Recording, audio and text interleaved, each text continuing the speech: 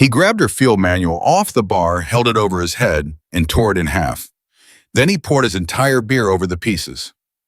The bar went silent. Sergeant Tyler Brennan looked down at Specialist Sara Kincaid and said loud enough for everyone to hear, "That's all your career is worth, sweetheart. Paper and cheap beer." He had no idea he was looking at the most dangerous sniper the United States military had ever produced.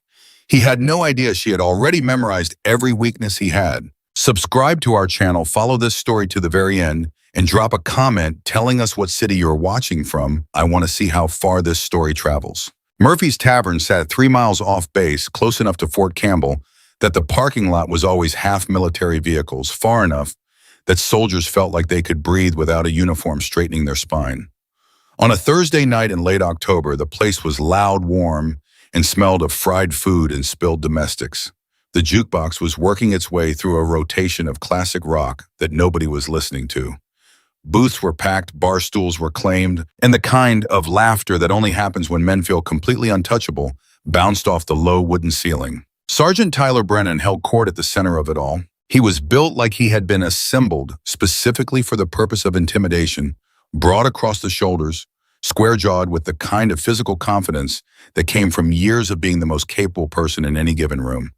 He wore it naturally the way some men wear a good coat. His Squad 8 Rangers, all of them from the same elite unit, all of them carrying the same unspoken certainty that they were the tip of the spear, spread around him like a solar system with one sun. They had been back from their last rotation for 11 days. That was long enough to decompress, long enough to miss the intensity, and just short enough that they still felt invincible. Rangers returning from deployment have a particular energy. It is not arrogance exactly, though it looks like it from the outside. It is more like a volume dial turned all the way up. Everything louder, everything bigger, every joke funnier, every slight magnified. Sara Kincaid sat alone at the far end of the bar. She had a glass of water in front of her. Not a beer, not a cocktail. Water with a slice of lemon she hadn't touched. She had a field manual open on the bar beside her glass, a pen in her right hand, and she was reading. Actually reading in the middle of a crowded bar on a Thursday night, the way some people read on trains, completely inside the text, completely outside the room around her. She was 29 years old and looked younger. 5'4", slight through the shoulders, with dark hair pulled back in a bun, so practical. It was almost aggressive. She was still in her duty uniform because she had come straight from work and hadn't bothered to change. Her rank insignia said Specialist. Her name tape said Kincaid. Nothing about her said anything at all, which was, if anyone had been paying attention, exactly the point. Nobody was paying attention. The first time Tyler Brennan noticed her, it was because one of his guys, a wiry corporal named Deeks, with a laugh like a screen door, nudged him and said loud enough to carry, "Hey, Sarge, check out the supply clerk over there studying for a test she's never going to use." Brennan turned, looked. His expression moved through amusement and landed somewhere near contempt. "Supply," he said. "Not a question." "An assessment." "Yeah, that tracks." "She comes here every Thursday," the bartender said, not looking up from the glass he was drying. His name was Pete, and he had watched enough of these interactions to know how they ended. "Reads, doesn't bother anybody." "Doesn't bother anybody," Brennan repeated, and he said it in a way that made the phrase sound like a character flaw. He picked up his beer and walked toward her, and his squad followed, because that was what they did. Sara did not look up when he stopped beside her stool. "You're in my seat," he said. She turned a page. "The sign on the door says first come, first served." Brennan looked at his guys. A few of them were already grinning. "She's got a sense of humor," he said. "I didn't know supply clerks were allowed to have those." "We get a half day for it every other Friday," Sara said. That got a short laugh from one of his men, quickly swallowed. Brennan's jaw shifted. He pulled out the bar stool next to her and sat down close enough that it was a choice, not an accident. He leaned an arm on the bar and turned his body toward her with the particular posture of a man who has decided that the conversation is now going to go differently. "How long you been in?" he asked. 7 years. 7 years. He looked at the specialist rank on her collar. 7 years and you're still in E4. That's not a good sign." "Depends what you're looking for," she said. He picked up her field manual and turned it over in his hand, reading the cover with the exaggerated attention of someone performing interests they don't have. Infantry tactics. Huh. Why does a supply clerk need to know infantry tactics? Why does a ranger need to take other people's bar stools? She replied. The squad rippled with suppressed reaction. Deeks turned away to hide a smile.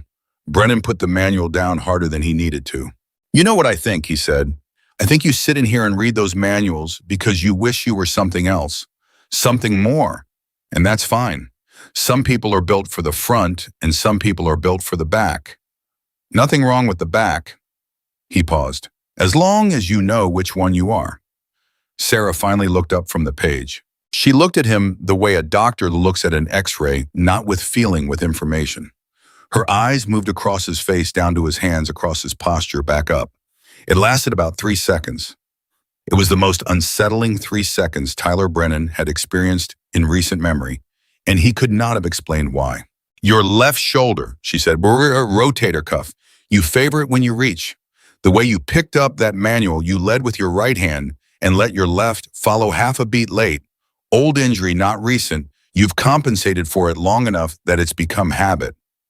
Her voice was flat, clinical, like she was reading from a chart. The scar on your right forearm, partially hidden by your sleeve, that's not combat.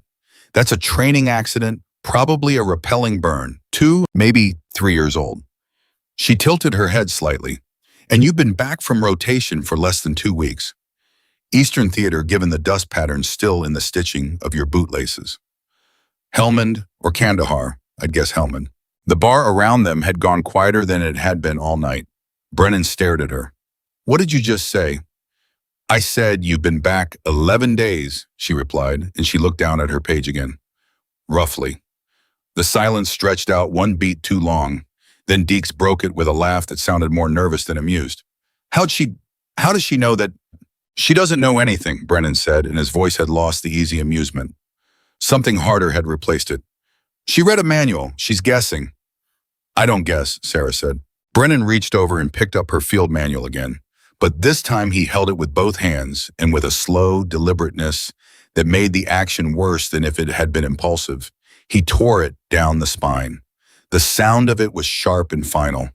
Then he lifted his beer glass and tilted it, and the amber liquid poured in a steady stream over the torn pages, soaking the paper spreading across the bar. He set the empty glass down. That's all your career is worth, he said, paper and cheap beer. Sara looked at the ruined manual. She looked at the beer dripping off the bar. Then she looked at Tyler Brennan, and her expression did not change. Not anger, not hurt, not the tears he might have expected or the explosion he might have preferred, because at least that would have been a reaction, he understood. Nothing. She reached into her jacket pocket, took out a folded $20 bill, and placed it on the bar beside the mess. For Pete's trouble, she said quietly. Then she picked up her pen, capped it, slid it into her chest pocket, and stood up from the stool with the unhurried composure of someone who had already finished what they came to do. She buttoned the top button of her jacket and she walked toward the door. Brennan watched her go. What is her problem? Deeks asked. She doesn't have one, Pete said from behind the bar, wiping up the mess with a rag and pocketing the 20 without comment. That's what should be worrying you. Nobody at that table could explain why those words sat in them the way they did. But they did. Even after the next round arrived and the noise of the bar swallowed the moment whole, something about the way that woman had walked out of the door, unhurried, upright, like she was the only person in the room who already knew how the story ended, stayed with Tyler Brennan longer than he would ever admit. Outside, the night was cold and clear and smelled of coming rain. Sara Kincaid walked to her truck, unlocked it, and sat for a moment with both hands on the steering wheel. She breathed in once, breathed out. Then she reached into the glove box, removed an identical copy of the same field manual, and set it on the passenger seat beside her. Her phone buzzed. She looked at the screen. The number was one she recognized but never expected to see on a night like this. She answered. Kincaid, she said. The voice on the other end belonged to Colonel Vincent Davis, and what he said in the next 40 seconds changed the entire shape of what the night was going to become. She listened without speaking. When he was done, she said, Understood. I'll be there in 8 minutes. She ended the call. She sat for 3 more seconds, completely still, in the way that people are still when they are not resting but calculating. Then she started the truck. There are things about Sara Kincaid that do not appear in the standard service record accessible to the average military personnel officer. Her official file lists her MOS military occupational specialty as 9-2A, Automated Logistical Specialist, Supply. The file shows a soldier of middling rank, steady evaluations, no disciplinary flags, no commendations worth noting. It is the file of someone invisible, deliberately, comprehensively, architecturally invisible. The real file is stored in a system that requires 3 separate clearance levels to access, and the name on that file is not Sara Kincaid. The name on that file is a designation Phantom 5. She had been recruited out of basic training by a program that does not advertise itself and does not exist in any document that has ever been declassified.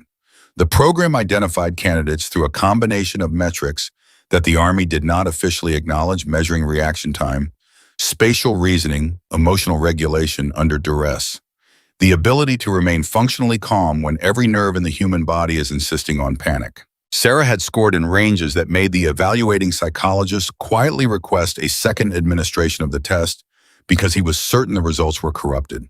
They were not corrupted. She had been shooting since she was 6 years old on a farm in rural Tennessee under the patient instruction of a grandfather who understood that his granddaughter saw the world differently than other people saw: distances, angles, wind speed in the movement of grass, trajectory in the arc of thrown stones, and who had simply decided to teach her what to do with that. By the time she was 22, she had completed sniper qualification at a level that required the Army to create a new scoring tier to accurately reflect it. By 24, she had completed 3 classified deployments in theaters that do not appear in her official record. By 26, she had been assigned to a unit whose operational parameters were so restricted that fewer than 40 people in the entire United States military structure were aware it existed. She had chosen to come to Fort Campbell. She had chosen the supply clerk cover herself. She had argued in a written memo that her commanding officer had kept because it was one of the most precisely reasoned documents he had ever received from any soldier of any rank, that the most effective concealment is the concealment that people choose for you. That if you present the world with a person, it already has a place for unremarkable background. Forgettable, the world will file you away and stop looking. It had worked perfectly for 3 years. She pulled into the restricted access lot behind the administrative block at 19 minutes past 10, which was 11 minutes after Brennan had poured his beer every day over her manual. Colonel Vincent Davis was standing outside the door in civilian clothes, which meant the meeting was already off the books. He was 61 years old, gray at the temples, and had the kind of face that gave nothing away, because giving things away had never been an option in his career. He had known Sara Kincaid for 7 years, which meant he had known her longer than almost anyone else in her life, and he greeted her the way he always did, with a direct look, a minimal nod, and immediate information. "Walk with me," he said. They walked. "Helmand Province," he said, "a fire base called Objective Ridgeline. 48 Rangers from the 75th, including Captain Jason Brennan's Alpha Company, moved into a valley at 1900 hours local time for what was supposed to be a 3-hour patrol rotation. At 21:42, they were boxed. 3 sides simultaneous. Estimated hostile force 190 to 200 fighters, heavy weapons, PGs, multiple PKM emplacements." Sara kept walking. "Air support," she said. "Denied. Cloud ceiling dropped. Apache crews can't operate in those conditions, and the fixed wing assets that can operate in that ceiling are 12 minutes out, but the situation will be decided in 4. CASVAC. 3 men already down, 7 more with wounds that will be critical inside an hour without extraction. The extraction point is inside the kill zone." Sara stopped walking. She turned to look at Davis. "What's the terrain?" she asked. He handed her a folded satellite image printed on paper that would dissolve in water. She opened it, studied it for exactly the amount of time she needed, refolded it, and handed it back. "The eastern ridgeline," she said, "above the bend in the canal, 2 clicks back from the firebase." "Yes," Davis said. "That's a 2-kilometer shot minimum. Variable wind night conditions, hostile ground between the insertion and the position." "Yes," Davis said. "And you're sending 1 operator." He did not answer because the answer was obvious from the fact that he was standing outside at 10 at night in civilian clothes talking to her instead of activating a full team. "There is no time for a full team," he said. There is no time for anything except this conversation, and then you're either in a vehicle or you're not. Sara looked at him for a moment, not hesitating, not calculating odds.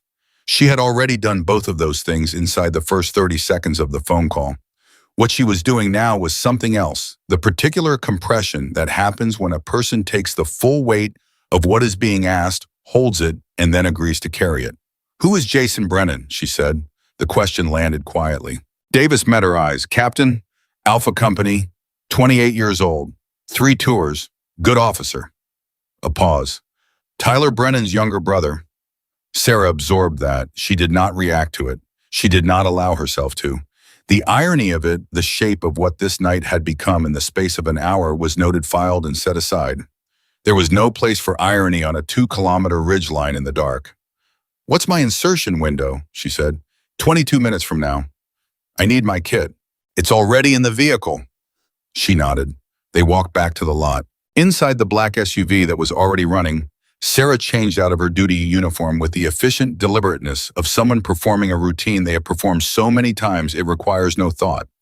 The kit waiting for her in the back was hers. She had configured it herself, maintained it herself, knew every component the way a musician knows their instrument. The rifle broke down into a case that looked from the outside like contractor equipment. The case had been in that vehicle for 3 hours, which meant someone had been confident she would say yes, which meant the situation was more critical than even Davis's tone had suggested. She locked the case, settled the weight across her back, and checked her sidearm. Deeks was still at Murphy's Tavern on his 4th beer, telling the story about the supply clerk who had rattled off Tyler's injuries like a party trick. He was performing it for laughs, exaggerating it the way you do when something has rattled you, and you want to make it smaller by making it funnier. Tyler Brennan was quiet at the end of the bar. He was not thinking about the supply clerk. He was thinking about his younger brother, because Jason had called him 6 hours ago from base, and the call had been cut short by something that Jason hadn't explained. Just said he'd call back, and he hadn't called back, and Tyler had told himself it was nothing, and the telling himself had not been entirely convincing. He picked up his beer. He put it down without drinking. "You good?" Deeks asked. "Fine," Tyler said. "I'm fine." He was not fine. 47 minutes after Tyler Brennan poured beer over a woman's field manual in a bar 3 miles off base, that woman was standing in the dark on the edge of a flight line calculating the wind speed in Helmand Province. From atmospheric pressure data she had memorized during the 22-minute drive and reconfiguring her firing solution for conditions she had not yet seen but already somehow understood. The loadmaster of the aircraft gestured her forward. She walked toward it without looking back. Jason Brennan, in a shallow drainage ditch in a valley in Afghanistan, with 7 of his men wounded and 41 more pinned under fire that was not decreasing, keyed his radio for the 4th time in 10 minutes and said in the controlled voice of someone who is frightened and refusing to show it, "Command, this is Alpha Actual. We need anything you've got. I don't care what it is. Send me anything." The response that came back was not what he expected. "Alpha Actual, this is Command. Asset is in transit. ETA is 14 minutes. Hold your position." Jason looked at the man beside him, Staff Sergeant Marcus Webb, who had been with him for 2 tours and who Jason trusted more than he trusted most of his blood relatives, and said, "1 asset, they're sending 1. Webb looked at him. "1, Jason repeated. Webb said nothing for a moment. Then what kind of asset? Jason didn't know. He keyed the radio again. "Command, confirm what is the classification of the asset." A pause. 3 seconds. 5. "Then Alpha Actual asset is classified. Just hold the line. 14 minutes. Jason set the radio down. An RPG detonated 40 meters to his left, close enough that he felt the pressure wave in his chest, and 3 of his men flinched in the darknesses and did not speak because there was nothing to say. 14 minutes. He put his head back against the dirt wall of the ditch and breathed. He had no way of knowing that the asset command had promised him had 11 days earlier sat at a bar on the same base as his brother. He had no way of knowing that she had read that morning's atmospheric data.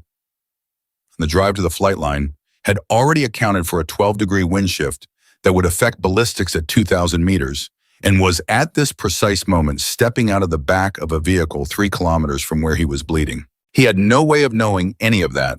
What he knew was the sound of incoming fire, the weight of 7 wounded men in 14 minutes. He started counting. Tyler Brennan drove back to base at midnight, which was 17 minutes after his phone buzzed with a message from an unfamiliar number, which turned out to be a duty officer relay, which said only contact lost with Alpha Company. Situation developing. Stand by for further. He read it 3 times. His hands on the steering wheel were completely steady because he had trained them to be, and he drove the 3 miles back to base at exactly the speed limit because he was a ranger, and rangers do not lose control of their vehicles or their faces or their breathing when something goes wrong. And he parked the truck and sat in the dark with the engine off for about 45 seconds before he got out. He walked to the duty office. He asked for information. He was told to wait. He waited. In the bar he had left behind him, Pete the bartender picked up the torn field manual from the trash where it had landed after the mess was cleaned up and turned it over in his hands. The cover was stained and buckled from the beer. The spine was torn clean. Some of the pages were so saturated they had fused together and would not separate without tearing. He stood there holding it for a moment. Then he set it back down behind the bar.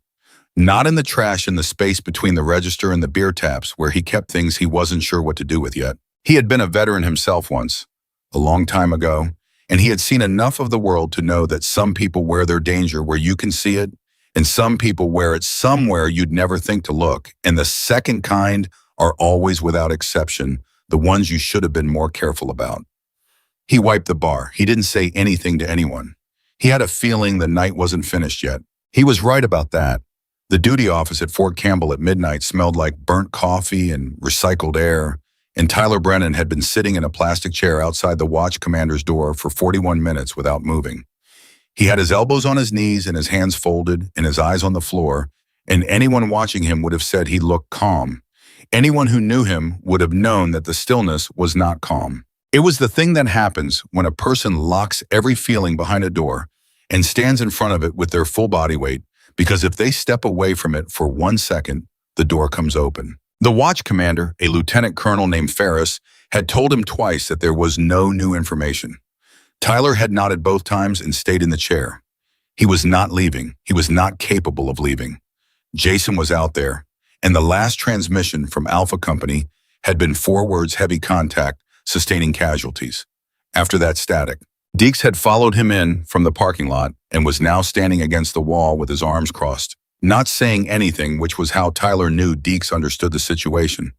Deeks talked constantly, reflexively, automatically, the way some people breathe. When he went quiet, it meant something had reached him somewhere below the noise. "How many guys does Jason have?" Deeks said finally. He kept his voice low. 48, Tyler said, "and they've got air support." They had air support, ceiling dropped, Apaches are grounded. Deeks absorbed that. So they're waiting on reinforcements. Reinforcements are 2.5 hours out. Tyler looked up at the clock on the wall. They've been in contact for, he calculated, 53 minutes. Neither of them said what that meant. They didn't need to. The door to the watch commander's office opened, and Ferris stepped out with a tablet in his hand and an expression that Tyler could not immediately read, which was itself a kind of information. "Brennan," Ferris said, "command has an asset in transit to Helmand. ETA on station is approximately 6 minutes from now." Tyler stood up. "What kind of asset?"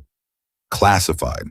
"Sir, my brother has 48 men pinned under fire with air support grounded and reinforcements 2 hours out, and you're telling me the only help command could scrape together is one classified asset?" "I'm telling you what I know," Ferris said. He held Tyler's gaze without flinching. "Which is that command considered the situation and sent what they sent. I'd suggest you trust the process." "With respect, sir." "Sit down, Sergeant." Tyler sat down, but his jaw was working and his hands, still folded, had gone white at the knuckles. 6 minutes. He looked at the clock. He had no way of knowing that 6 minutes away, over the mountains of Helmand Province, a woman he had thrown out of a bar stool 3 hours earlier was already in the dark, already moving, already becoming something the night had no language for. 2200 hours, 58 minutes, Helmand Province, Afghanistan. The aircraft dropped her from 8,000 feet at the outer edge of the acceptable halo window, which was already pushing the margins of what could be called acceptable. The free fall lasted 44 seconds. She pulled at 1,500 feet, which was lower than protocol, and exactly right for what the terrain required. A low canopy minimized the acoustic and visual signature of the insertion, which meant by the time anyone on the ground might have heard something, she was already down and moving. She landed in a dry riverbed 2 kilometers east of the firebase. She released the chute, compressed it into a hollow in the bank, and covered it with loose stone in under 90 seconds. Then she took her bearings. The sound of the firefight was a continuous low percussion from the west, the sharp crack of small arms, the heavier thump of machine gun fire, and beneath it the shorter, harder concussion of RPGs. It was the sound of a fight that had been going on long enough that both sides had settled into a rhythm, which was actually worse than it sounded. A rhythm meant the enemy was comfortable. A comfortable enemy was a confident one. She moved east and north toward the ridgeline, covering ground at the pace of someone who knows exactly where their feet are going in the dark, which she did. She had memorized the satellite imagery in the vehicle. She had the terrain architecture in her head, with the detail of someone who had spent 3 years learning to build entire landscapes from two-dimensional photographs. At 2300 hours and 11 minutes, she reached the ridgeline. She found her position in 4 minutes. Not because it was obvious, but because she had already identified it from the image, a natural rock shelf angled slightly downward, offering clear sight lines over the valley at 2,100 meters from the firebase perimeter. She settled into it the way water settles into a vessel, completely without wasted space. She assembled the rifle. She ranged the targets. She keyed her radio. "Command, this is Phantom 5. I'm on station. Give me the picture." The voice that came back was Colonel Davis, which meant he was running this personally from wherever he was, which meant he understood the stakes. Phantom 5 Alpha Company is in a drainage channel running north-south along the western edge of the firebase. Primary threat is a machine gun emplacement at your 1 o'clock, approximately 1,800 meters. Secondary threat is an RPG team that has been cycling in from the north every 4 to 6 minutes. Command element appears to be operating from a compound at your 2 o'clock, 2,200 meters. "Copy," Sara said. "Civilian structure." "Negative. Confirmed hostile." "Copy. I'm going to need Alpha's radio frequency." A pause. "That's outside protocol, Phantom 5. So is sending 1 sniper against 200 fighters, sir. The frequency." Another pause. Then Davis read it out. She switched channels. "Alpha Actual, this is a friendly asset. Do not respond verbally. Acknowledged by keying your radio twice." In the drainage ditch, Jason Brennan heard a voice he did not recognize. Female flat, completely unhurried, come through his radio on a frequency he had not given to anyone. He looked at Webb. Webb looked at him. Jason keyed his radio twice. "Good," the voice said. "I have eyes on your position. I count 44, mobile 4 down. I'm going to start with the other machine gun at your northeast. When I do, you'll hear the suppressor, but the enemy won't identify the origin for at least 3 to 4 shots. Use that window to move your wounded to the southern end of the channel. Acknowledge." Jason keyed twice. His hands were completely steady. His mind was going very fast and very quietly, the way it did when something shifted and the shape of a situation changed. "Who is this?" Webb said quietly. Jason shook his head once. It didn't matter who it was. What mattered was the machine gun at the northeast had been pinning his 1st and 2nd squad for 50 minutes, and if it went quiet, he had a window. He started moving down the channel toward his squad leaders. At 2,300 hours and 19 minutes, Sara Kincaid put her first round downrange. The machine gunner at the northeast emplacement did not hear anything. One moment he was firing, and the next moment he was not, and the 2 men beside him looked at each other in the confusion that precedes understanding. And then Sara's second round resolved the confusion entirely. The gun went silent. In the channel, Jason said, "Move, now, move." And his men moved. The enemy took 4 seconds to process that the machine gun had stopped. Then they took another 6 to try to raise the crew on radio. Then the radio operator for that emplacement stopped responding because Sara's third round had found him, and the confusion began to spread through the enemy formation, the way a crack spreads through ice. Not immediately catastrophic, but the structure was already compromised. Back at Fort Campbell, Tyler Brennan was still in the plastic chair. It was now 23:14. He had been there for over an hour. Ferris had stopped coming out to tell him there was no information because Tyler had stopped reacting to it in a way that made it worth telling him. He was just there, solid and immovable in the chair. His phone buzzed. He looked at it. Unknown number. He answered. Sergeant Brennan? The voice was male-clipped authoritative. This is Colonel Vincent Davis. I want you to know that we have an asset on station at your brother's position as of approximately 15 minutes ago. Tyler stood up. Sir, what's the situation? The situation is developing in a positive direction. Your brother's company is alive and the tactical picture is changing. One asset, sir. You sent one asset. Yes. Against 200 fighters. Yes. Tyler pressed the phone against his ear hard enough that the plastic edge bit into his jaw. Sir, with respect, who did you send? The pause on the other end was brief but specific. The kind of pause that is not hesitation but selection, choosing how much to say. Someone very good, Davis said. That's all I can tell you. Stand by, Sergeant. The call ended. Tyler lowered the phone. He looked at Deeks, who had straightened off the wall when Tyler stood up and was now watching him with the alert stillness of a man waiting for a verdict. They sent one, Tyler said. One operator. Deeks' eyebrows went up. 1 for 200. 1. They looked at each other. Who sends one? Deeks said. Tyler shook his head. He did not have an answer. He sat back down in the chair, and this time he did not look at the floor. He looked at the phone in his hand, and he thought about Jason in a ditch in Helmand with 47 men and 200 fighters and one unknown asset somewhere in the dark. And he thought about what kind of person gets sent alone into a situation like that, and the thinking did not make him feel better. It made him feel something he rarely felt and never talked about, which was a particular species of awe that lives right next to fear. 2331, Helmand Province. Sarah had been on the ridge for 32 minutes and she had changed the battlefield. The machine gun emplacement was silent. The RPG team that had been cycling in from the north had lost 2 of its 4 members on consecutive approaches and had pulled back to reassess, which bought Jason's men 18 additional minutes of suppressed incoming fire from that direction. She had taken out the primary radio operator for the enemy's eastern flank, which meant their left and right elements were no longer coordinating cleanly, which meant the pressure they were applying to the channel was becoming uneven. But the enemy commander had noticed. His name was Zahir. He was 44 years old, experienced in a way that only comes from surviving long enough in violent places to learn the patterns. And he had been watching his formations the way a chess player watches the board. And what he was watching did not make sense. His machine gun crew was silent and not responding. His radio operator on the eastern flank was silent. His RPG team had pulled back reporting fire from an unknown position, and the fire from inside the American channel had not increased. If this were a rescue force, a counter-assault, an airstrike, any of those things, the pattern would be different. There would be volume, there would be noise, there would be the signature of organized force. What he was seeing instead was precision. Single shots widely spaced in different sectors. No pattern to the origin. No sound he could locate. He got on his radio and said in Pashto, "How many are firing from the ridge?"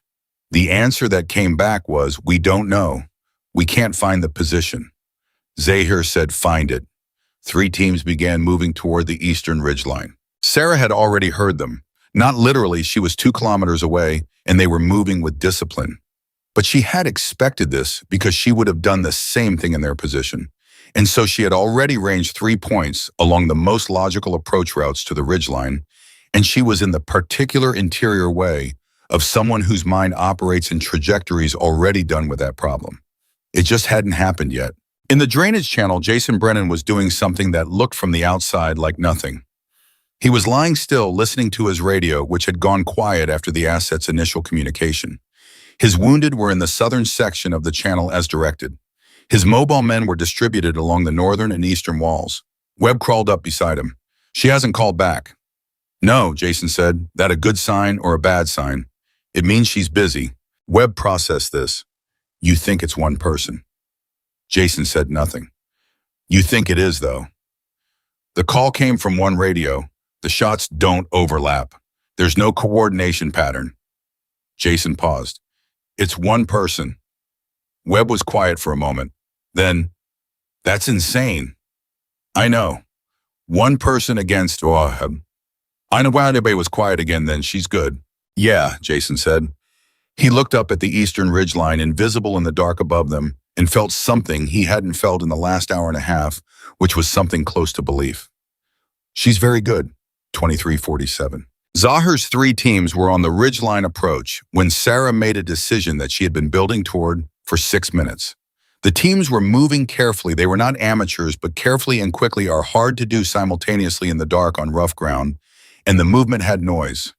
Not loud noise, not obvious noise, but she was listening for it and she heard it. She shifted her angle 14 degrees to the right. The lead man of the first team had a flashlight he was keeping shielded, using it in short pulses to check his footing. It was professionally done. It was not sufficient. Her shot ended his search. The team behind him stopped. She was already adjusting for the second team. On his radio, Zahir heard, "Contact, we're taking fire, position is," and then the transmission ended, and in the silence that followed, he heard something he had not expected to hear, which was nothing. No return fire. No second shooter covering the first. Just the one shot and then the dark. He keyed his radio. All units pull back from the eastern approach. The acknowledgments came back ragged. He put the radio down. He sat with a thought that he had not allowed himself to have for the first 20 minutes of the engagement, which was that this was not what it appeared to be. The Americans in the channel were not a problem he recognized. The Americans had not reinforced. The Americans were being defended by something that was not an army, was not a unit, was not a weapon system he had a counter for. He began to think about what it meant if the thing in the dark was a person.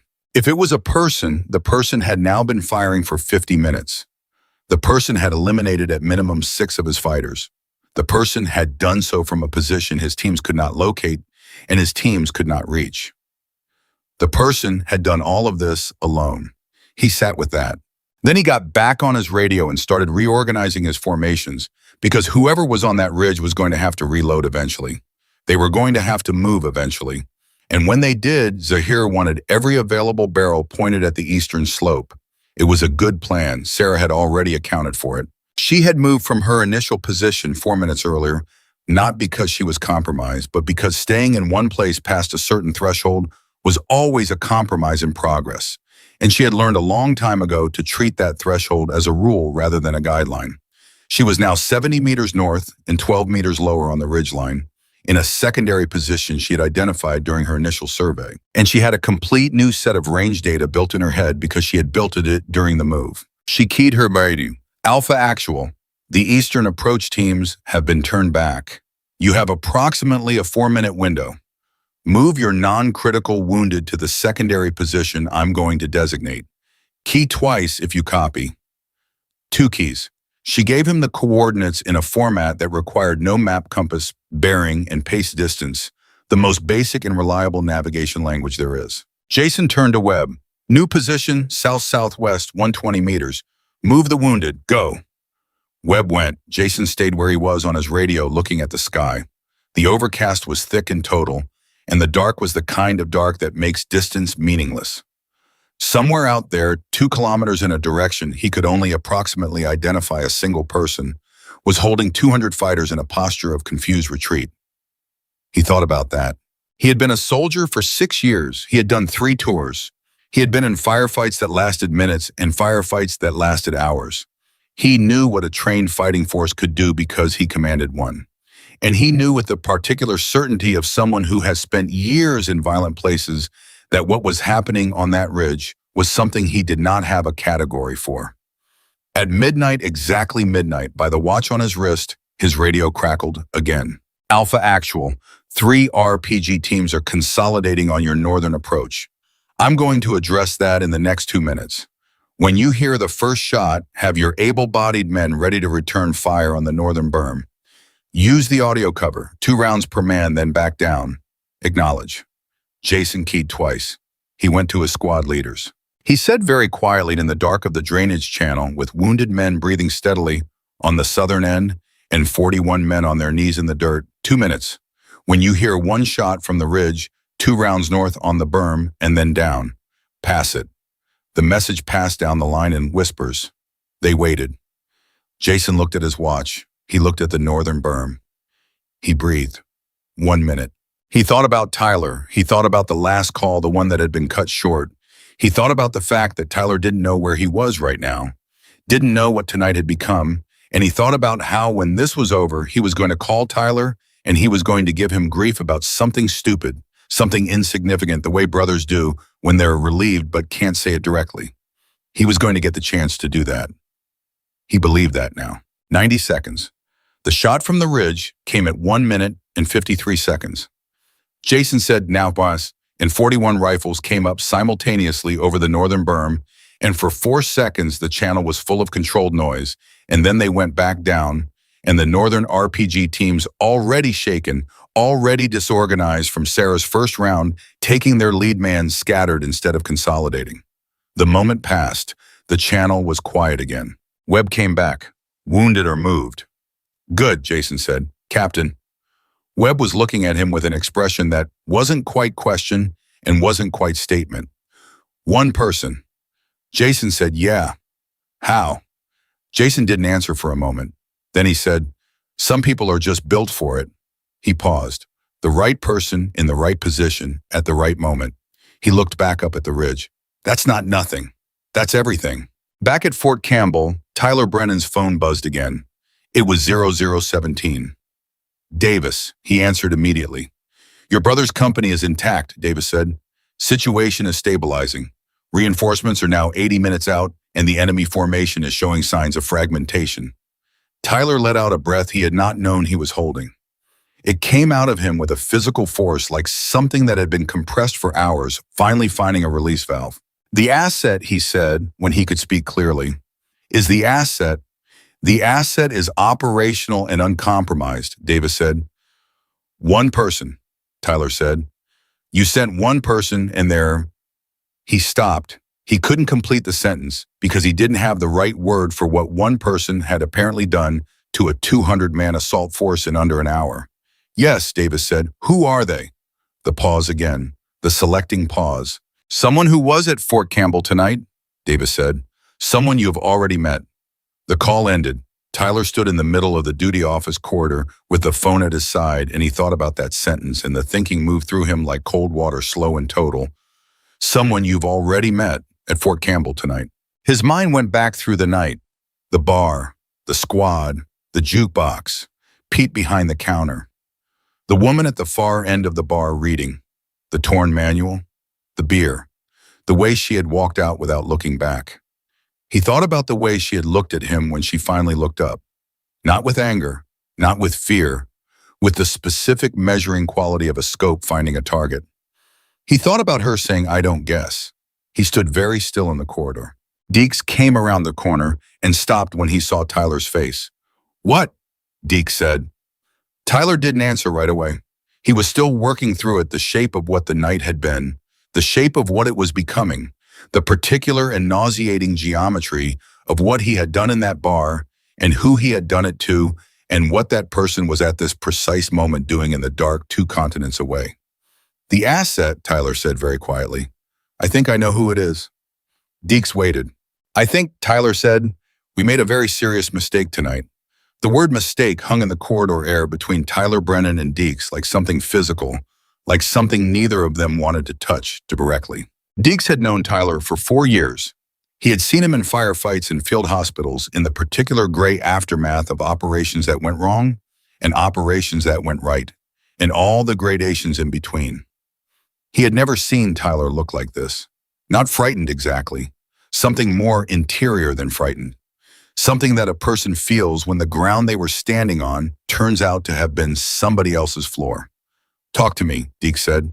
"The bar," Tyler said. "Tonight, the woman at the bar." Deeks went still. "The supply clerk," Tyler said, and even as he said it, the phrase felt wrong in his mouth, felt like wearing a coat that doesn't fit. "Davis just told me the asset is someone I met tonight. At Fort Campbell." He looked at Deeks. "Who else was there that we didn't know?" Deeks opened his mouth, closed it. His face moved through several expressions rapidly, and then it landed on the one that Tyler recognized as the expression Deeks wore when something had genuinely gotten through to him, which was rare, and which looked like a man discovering an entirely new room in a house he thought he knew completely. "The woman who knew your shoulder," Deeks said slowly. "The woman who knew your rotation." "Yeah. The one you—" Deeks stopped. Yeah, Tyler said. The one I threw off her bar stool in front of 30 witnesses. The silence between them was the kind that doesn't need to be filled because both people in it are processing the same information and arriving at the same destination from different directions. And Deke started. In Helmand, right now, Tyler said, alone, doing whatever she's doing to 200 fighters so that my brother's company doesn't get wiped out. Deke sat down on the bench against the wall, not dramatically, just sat down because standing seemed suddenly inadequate for what his body was trying to process. He put both hands on his knees and looked at the floor and said nothing for almost 10 seconds, which was the longest Deeks had been silent in Tyler's memory. What do we do? Deke said. Tyler didn't answer, because there was nothing to do. His brother was in a ditch 8,000 miles away, and a woman Tyler Brennan had publicly humiliated 3 hours ago was the only thing standing between Jason and a body bag. And all Tyler could do was stand in a corridor at Fort Campbell and wait. And the waiting was a particular species of punishment he had not anticipated and felt he had not entirely not earned. He sat back down in the plastic chair. He looked at the clock. 0029. In Helmand Province, it was already tomorrow. 0100 Helmand Province. Zahir had stopped moving his men forward. This was not a decision he had made consciously or announced formally. It was the result of mathematics, the mathematics of loss. In the last 62 minutes, he had lost 11 fighters to fire he could not locate. Not artillery, not airstrikes, not a crew-served weapon. Single rounds precisely placed from a position that his 3 best scouts had attempted to identify and failed. The failure had cost 2 of the 3 scouts their lives, which had reduced the pool of men willing to volunteer for further reconnaissance missions considerably. He was sitting in this compound that served as his command position, which Sara had ranged at 2,200 meters at 0113, and he was talking to his senior lieutenant, a man named Rasul, who had been with him for 6 years and who had the useful quality of saying things Zahir did not want to hear when those things needed to be said. It's one person, Rasul said. You don't know that. The shot pattern says it. The intervals say it. One shooter moving position between engagements. Single rounds, no follow-up fire from a second position. If it were a team, we would see overlap. We see none. Zahir said nothing. And the Americans in the channel are not pressing, Rasul continued. They return fire in short bursts coordinated with the shots from the ridge, then stop. They are conserving. They are waiting. If they had reinforcements, they would be using them. Then why aren't we advancing? Zahir said, and his voice carried the edge of a man who knows the answer and doesn't want to say it. Rasul looked at him steadily. Because 11 men are dead and we cannot find where the fire is coming from. The men are afraid, not of the Americans in the channel. They have faced Americans before. They are afraid of what they cannot see. A pause. And fear you cannot explain is the most effective weapon there is.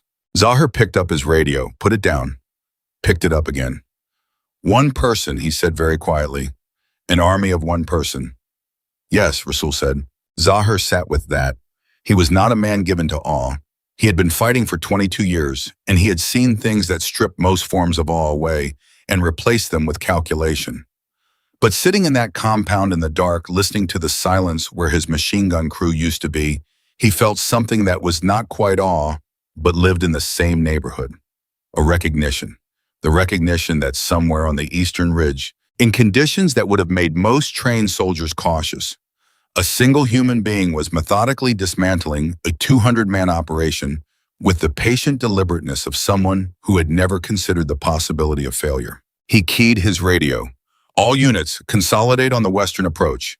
Leave the northern and eastern sectors. We move to the channel from the west. The acknowledgments came back. He was adapting. That was the correct thing to do. Zahir was above everything else a man who adapted. Sara heard the shift in movement before she confirmed it visually. The acoustic profile of the engagement. It changed. The sporadic fire from the north and east quieted, and there was a new compression of sound from the west that told her the enemy was reorganizing rather than retreating. She processed this in approximately 4 seconds, because 4 seconds was what it took, and she keyed her radio, 0114. Alpha Actual. They're consolidating west. New pressure on your western wall in approximately 3 minutes. Recommend you redistribute your able-bodied to the western berm now. 2 squad leaders on the west one, holding south in case they try to split. Key twice to confirm. Two keys came back immediately. Then Jason's voice, low and controlled. Can you cover the western approach from your current position? She considered the question for 1 second. Her current position had a partial sight line on the western approach, partial, not complete. The compound where Zahir was operating was at her 2 o'clock, 2,200 meters, and from there the western approach was a reasonable shot, but the angle was degraded by the ridge profile. Partially, she said. I'm going to need to move. Give me 4 minutes. Copy, Jason said. She was already moving. The move took 3 minutes and 40 seconds. Because she was moving on terrain, she had not pre-surveyed in darkness without a light source, and 340 was not slow for those conditions. It was by any objective measure extraordinarily fast. She reached the new position range 3 points on the western approach and confirmed the sightline. Alpha Actual, I'm set. Stand by. 0119. The western assault began at 0121, which was 2 minutes later than Sarah had estimated, which meant Zahir was moving deliberately rather than impulsively, which meant he was good. She noted this with a professional appreciation of someone who respects competence regardless of which side it's on. The lead element was 12 men moving in 2 columns with the kind of spacing that indicated proper training. They were using the natural ground features for cover, which was correct. They were moving in 3 to 5 second rushes, which was correct. They were, as far as she could determine, doing everything right. She put her crosshairs on the lead man of the right column. She breathed out. She fired. The right column stopped. She was already adjusting to the left column, and her second round came before the left column had fully processed what had happened to the right, and the left column stopped also. And for a moment, 3, maybe 4 seconds, both columns were completely still, which was the wrong response. But the human one, the response that happens when the brain is receiving information it cannot immediately categorize. In those 4 seconds, she ranged the position she had identified as the likely location of the column's rear security. Her third round found it.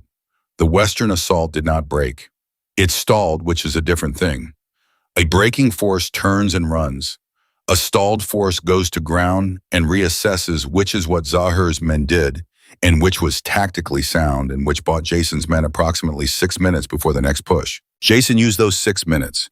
He reorganized his western berm, moved his 2 best marksmen to anchor positions, and sent Webb with 4 men to reinforce the southern wall, because if he were Zahir, the western push was a probe and the real assault was coming from the south when the western defense committed. Webb said, "You think he's trying to split us?" "I think he's smart," Jason said. "Smart commanders probe before they commit."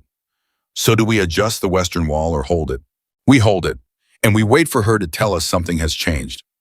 Webb looked at him. "You trust her that much? You don't even know who she is." Jason thought about that for half a second. He thought about the machine gun that had been silencing his first and second squad for an hour before it went quiet without explanation. He thought about the RPG teams that had pulled back and not returned. He thought about 11 enemy fighters who had been actively fighting 60 minutes ago and were not fighting now. "I trust what she's done," Jason said. "That's enough." 0131. Sarah had been on the ridge for 92 minutes. She had fired 21 rounds. Of those 21, 19 had achieved their intended effect, which was a percentage she did not consciously think about, because thinking about percentages was something you did in debrief, not in the field. In the field, you thought about the next shot, only the next shot. Her water supply was half gone. Her cold weather layer was working, but the ridge was exposed and the temperature had dropped since insertion. Her left hand, which she used to support the rifle's forestock, had a particular kind of numbness in the middle 2 fingers that she recognized as the first stage of performance degradation, and which she was managing by rotating grip pressure every 4 minutes in a cycle she had developed during cold weather training in Alaska 3 years earlier. She was, by any clinical assessment, operating at the outer edge of sustainable parameters. She was also, by the same assessment, completely functional. Zahir keyed his radio at 0133 and said, "Status on the southern approach." The response, no movement. "Western assault is pinned. Pull back the western element. Do not expose them further. Commander, we have twice their numbers. We have twice their numbers, and we are pinned by fire we cannot counter," Zahir said, and his voice had the flat finality of a man who has made a decision and is not discussing it. "Pull back. We regroup." A pause, then, "Yes, Commander. Rasul, sitting beside him, said nothing for a moment. Then, "What are we going to do?" Zahir looked at his radio. "We are going to find that position. I don't care how long it takes. And if we can't—" Zahir didn't answer immediately. He looked at the eastern ridgeline, invisible in the dark, and thought about the person he could not see, and could not find, and could not stop, and he said in a voice that was quieter than his normal register, "Then we already lost. We just haven't admitted it yet." 0144. Sara had not moved from her tertiary position in 23 minutes. She was due to move. Her internal protocol was 18-minute maximum occupancy on any fixed position. But the Western Assault's pullback had created a momentary stillness in the enemy formation that she was using to assess and recalibrate rather than burn movement time that might be needed later. Her radio crackled. Davis's voice, Phantom 5. "Reinforcement timeline has moved. ETA now 51 minutes. How is the tactical picture?" "Enemy is in reorganization phase," she said. "They have pulled back from Western approach. I estimate they have one more push in them before the formation starts to fragment genuinely. They'll probably try a split, this time west and south simultaneously, to divide the defensive response." "Can you cover a split approach?" She considered. "Partially. If they split effectively, I'll prioritize the southern element because the western berm has more depth.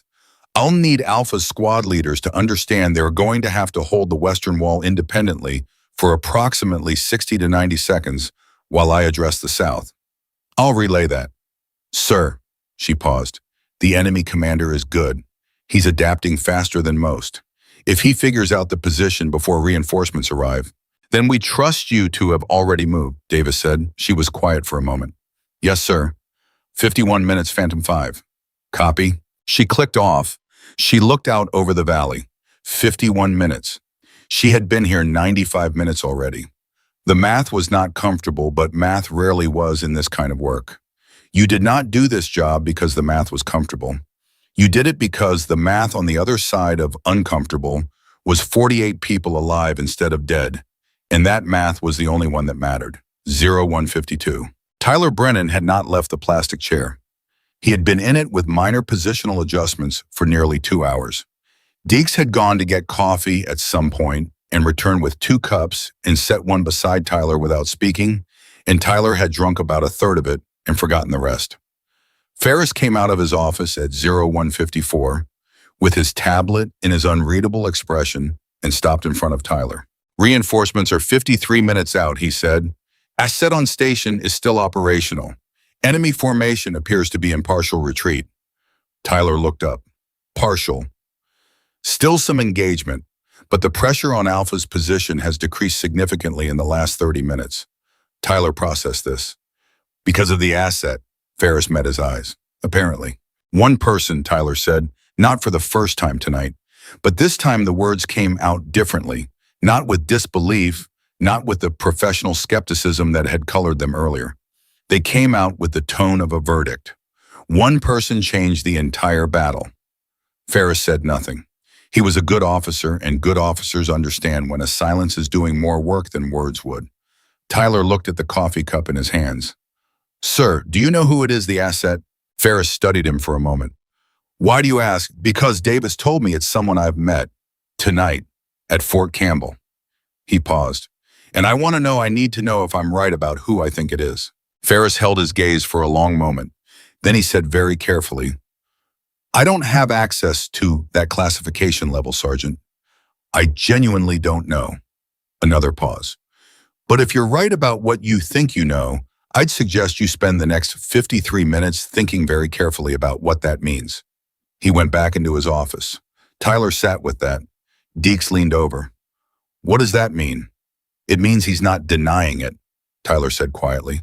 0203, Helmand Province. Zahir's second push came at 0203, and it was exactly what Sara had predicted to Davis: simultaneous western and southern pressure, 12 men on each approach, with the obvious intent of dividing the defensive response and creating a gap that the reserve element could exploit. She saw the southern element moving at 0204. She keyed her radio. "Alpha actual. Southern element is moving now.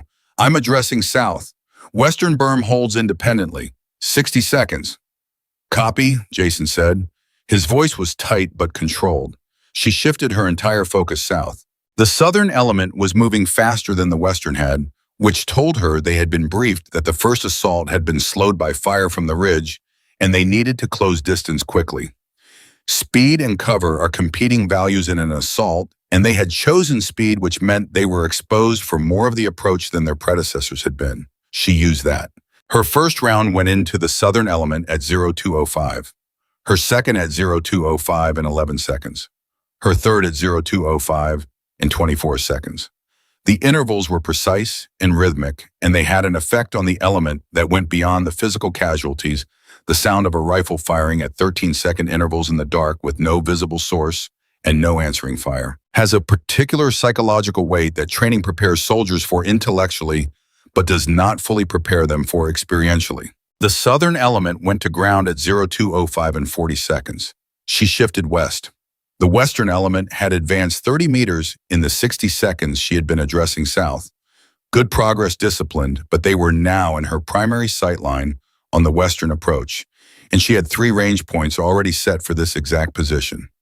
Her fourth round of this sequence stopped the western element's lead man. Her fifth round 8 seconds later hit the radio operator at the rear of the western column, which was a priority target she had identified during the original western assault and had not been able to reach from her previous position. The radio operator going down meant the western element lost direct coordination with Zahir for approximately 90 seconds while the backup radio was located and activated 90 seconds in which Jason's western berm was able to reestablish its positions without incoming pressure. 0207.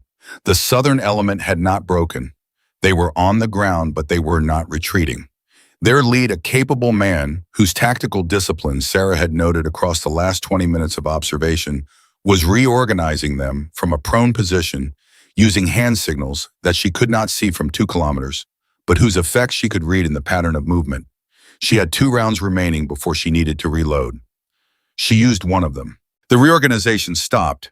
She reloaded with the practice speed of 10,000 repetitions, which took 4 seconds, and she was back on the southern element before they had fully processed the interruption.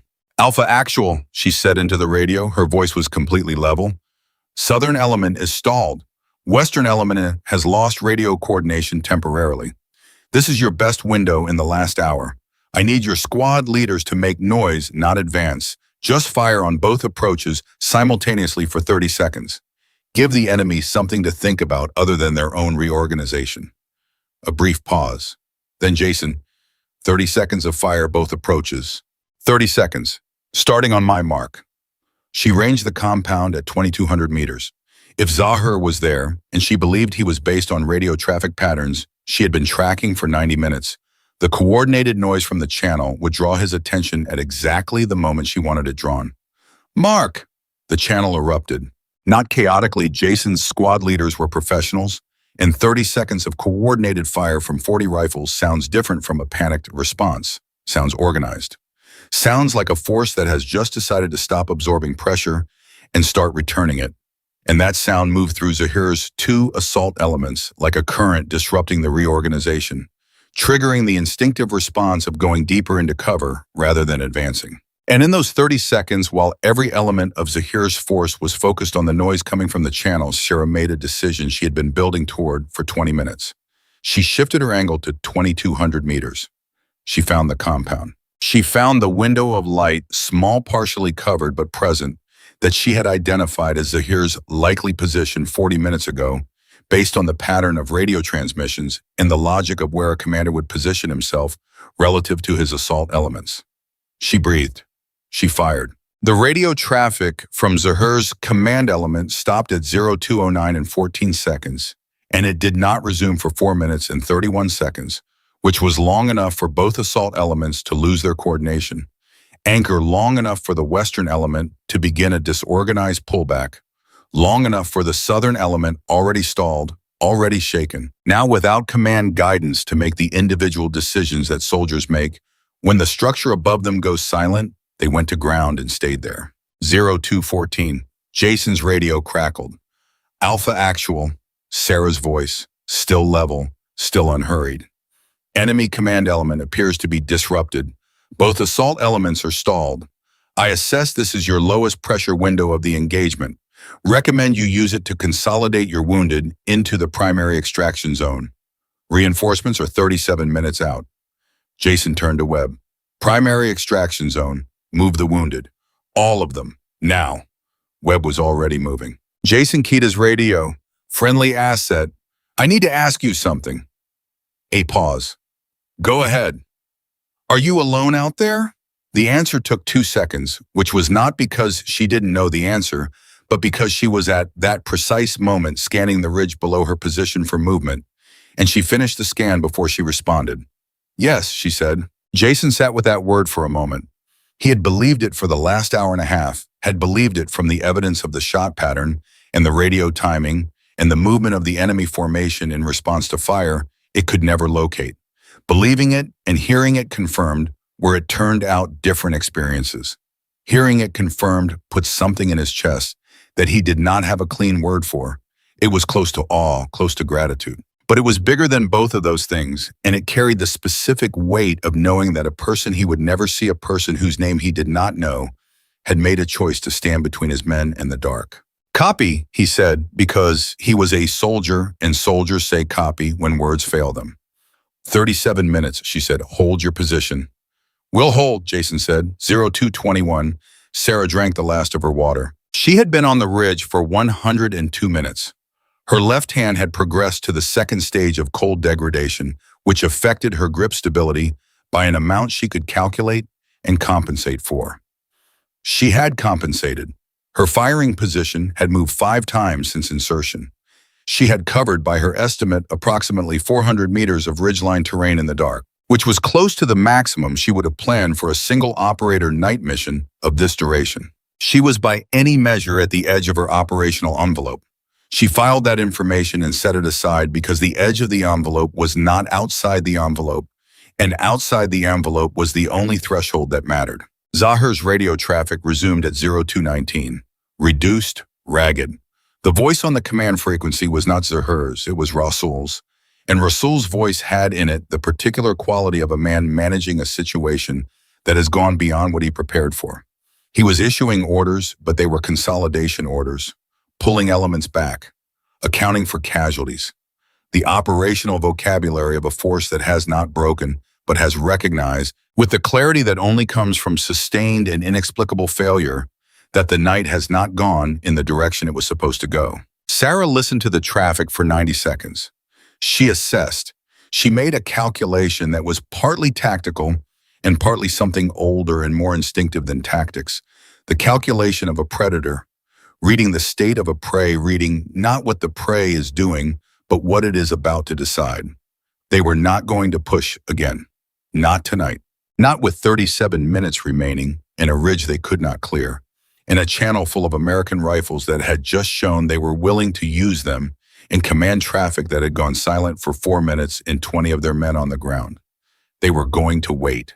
And waiting in this context was the same as losing, because in 37 minutes there would be nothing left to wait for. She keyed her brain.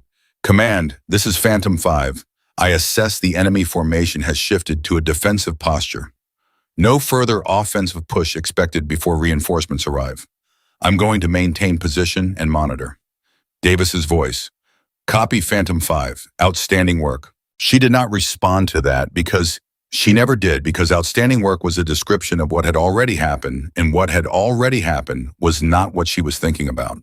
She was thinking about the next 29 minutes and the temperature of her left hand and the movement in the far northern sector that might be a withdrawal element or might be a probe. And she ranged it at 1,400 meters and watched it and determined it was a withdrawal element and tracked it until it was out of range, and then scanned the ridge below her once more. At Fort Campbell, Tyler Brennan looked at the clock. 0226. His phone buzzed. Davis. Your brother's company is intact, Davis said without preamble. Enemy force is in defensive consolidation. Reinforcements are 31 minutes from station. The situation is resolved. Tyler pressed his hand flat against the wall to his left because he needed the wall and he was not going to pretend otherwise. He felt the cold pain against his palm, and he breathed once, twice, and he said, "Thank you, sir." "Don't thank me," Davis said. Tyler understood what that meant. He stood in the corridor of the duty office at Fort Campbell at 0226 in the morning, And he thought about a woman reading a field manual at the end of a bar, and a field manual torn in half and beer poured over the pieces and eyes that held no fear whatsoever. And he thought she knew. She looked at me, and she already knew what she was. She didn't need me to know it. She didn't need anyone to know it. She just needed to be left alone to do it. Deeks appeared at his shoulder. "What? Jason's alive," Tyler said. "All 48. Deeks exhaled hard through his nose and leaned against the wall and tipped his head back and said something quiet at the ceiling that wasn't quite a word. Tyler looked at his hands. They were shaking. Not much. Just enough to notice if you were looking for it, which he was. "She held them," Tyler said, "alone, for over an hour and a half, against 200 fighters." He paused. "And 3 hours ago, I threw her off a bar stool and told her she didn't belong." Deeks said nothing. "What kind of man does that?" Tyler said.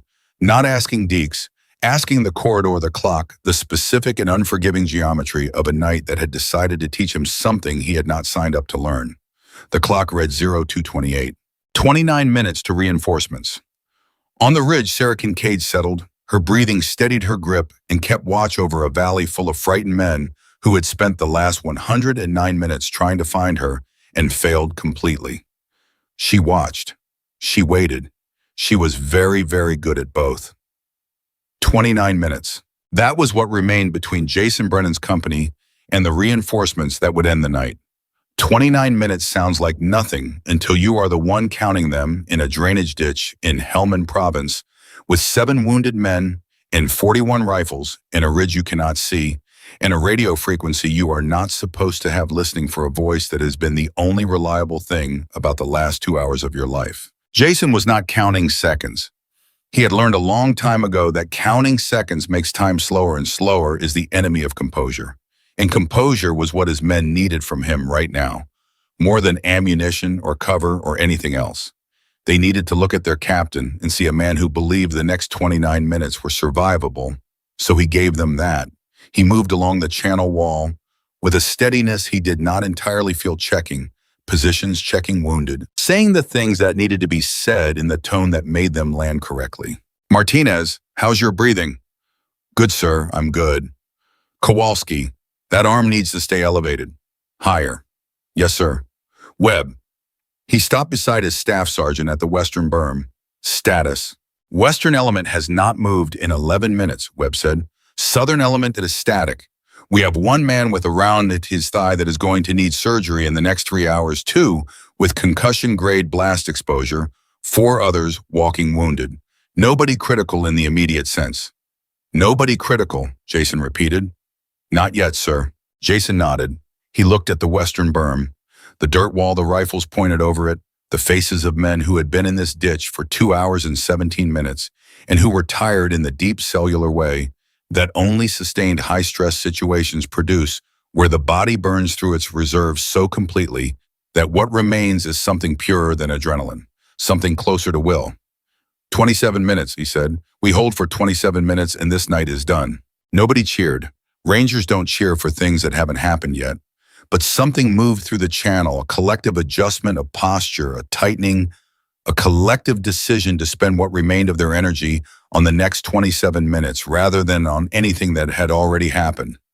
Jason went back to his radio. 0231, Fort Campbell. Tyler Brennan had left the plastic chair. He was standing in the parking lot behind the duty office in the cold October air, with his jacket open because the cold felt necessary, felt like something his body needed to cut through the particular fog of the last 2.5 hours. Deeks was inside. Tyler was outside. He needed the distance. He had his phone in his hand and he was looking at it, not because he expected a call, but because holding it was something to do with his hands, while his mind did what it was doing, which was assembling and reassembling the same pieces of the same night in different configurations, trying to arrive at a version of events that made him feel less like who he currently felt he was. There was no such version. He had seen something in Sara Kincaid within the first 90 seconds of noticing her. He had seen the stillness. He had seen the way she read, not the performing of reading that people do in public spaces to signal intelligence, but the actual absorption of a person for whom the text is the only thing in the room. He had seen the way she clocked his shoulder, his scar, his rotation schedule, with the speed and accuracy of a targeting system that had been running quietly in the background the entire time waiting for a reason to surface. He had seen all of that, and he had torn her manual in half anyway. He put his phone in his pocket, he put his hands at his sides, he stood into the parking lot in the cold, and he let the full weight of the night sit on him without trying to shift it, because shifting it was what people did when they didn't want to learn what the weight was teaching. And Tyler Brennan, whatever his failures tonight, was not the kind of man who refused to be taught. He stayed outside for 6 more minutes. Then he went back in. 0238 Helmand Province. Sara heard the movement at 0238, which was 21 minutes before reinforcements, and approximately 43 minutes after the enemy formation had shifted to what she had assessed as a defensive posture. She had been wrong about the defensive posture. Not entirely wrong, the main body of Zahir's force was consolidated and not advancing. But Zahir, or whoever was now running Zahir's operation, had detached a small element, 4 men from the northern withdrawal group. The element was moving quietly, using a route that kept them in a dead ground, feature a shallow ravine running north to south on the western face of the ridge that Sara had identified during her initial terrain survey, but had not been able to fully observe from any of her 5 positions. She heard them because one of them dislodged a stone at 0237 and 51 seconds, and the sound of it, specific directional, inconsistent with wind or animal movement, registered in the part of her brain that never entirely stopped processing audio input even when the rest of her was focused on the valley below. She was already moving before she finished identifying what she had heard. The dead ground ravine emerged onto the ridge line approximately 30 meters north of her current position, which meant the 4-man element, if they maintained their current pace and direction, would crest the ridge in approximately 4 minutes and 20 seconds. In 4 minutes and 20 seconds, they would know within a 30-meter radius exactly where she was. She moved south, fast, not running on ridgeline terrain in the dark without a light source is how you break an ankle or worse, but moving with the compressed urgency of someone who has precise information about how much time they have and is using every second of it. 20 seconds of movement. Stop. Listen. They were still in the ravine, still climbing. 3 minutes 40. She moved again. Her new position was 60 meters south of where she had been, which gave her an angle on the ravine's crest that was workable but not ideal. She was firing at an upward angle now rather than level, which changed the ballistic calculation, and she ran the adjustment in her head while she was still moving because there was not going to be time to do it once she stopped. She stopped. She settled. She found the crest of the ravine in her scope, 0242. The first man came over the ridge at 0242 and 14 seconds. He was moving carefully, rifle up, scanning, left first and then right, with the discipline of a man who understood he was in a sniper's environment and was trying to behave accordingly. Sara fired at 0242 and 19 seconds, which was 5 seconds after he crested, which was the time it took her to confirm the target and settle the shot at an angle and distance she had not pre-ranged. The second man came over at 0242 and 31 seconds. He had heard the suppressed shot, not the report she was running a suppressor, but the mechanical sound of the action cycling, which at this range was audible to a man who was listening for exactly that kind of sound. He went left, which was the tactically correct response. She had already adjusted left. The third and fourth men did not crest the ridge. She heard them go back down into the ravine, moving faster than they had come up, and the sound of their retreat faded into the general noise of the valley below. And then there was silence on the ridgeline, and Sara held her position and scanned for 45 seconds and confirmed nothing was moving toward her, and then she breathed. Her heart rate, which she was aware of the way a pilot is aware of instrument readings constantly, peripherally without fixating, had elevated during the movement and the engagement, and was now returning to a number she considered acceptable. She gave it 90 seconds. Then she keyed her radio. Command, minor ridge incursion, northern approach. Addressed, no compromise. Davis's voice came back immediately, which told her he had been waiting. Copy Phantom 5. You have 16 minutes to reinforcements. Can you hold? Yes, she said. There was no version of the next 16 minutes in which that answer changed. 0244 Fort Campbell. The duty office phone rang at 0244, and Ferris answered it and spoke for approximately 90 seconds, and then came to the door and looked at Tyler Brennan, who was back in the plastic chair, and said, Reinforcements are 15 minutes out.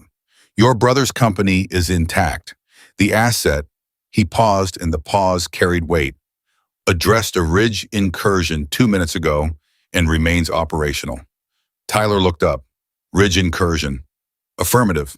That means someone got close to her. Ferris held his gaze. It appears so, and she addressed it. Affirmative.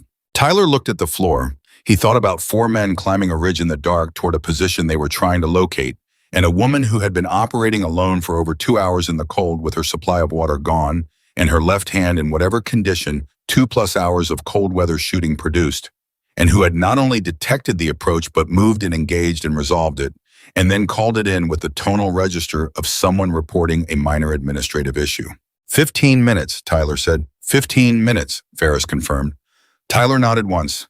He did not speak again. 0249, Helmand Province. Rasul, who was now the senior functioning commander of what remained of Zahir's operation, was on his radio doing the mathematics of the night. The mathematics were not good. They had lost by his count 23 men confirmed. An additional 14 were wounded to varying degrees of severity. The 4-man ridge element had returned to report 2 of their number down, and the position still unlocated.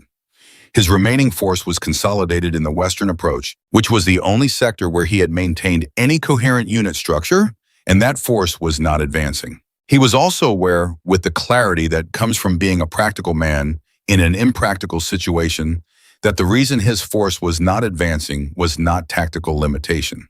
They had the numbers, they had the weapons.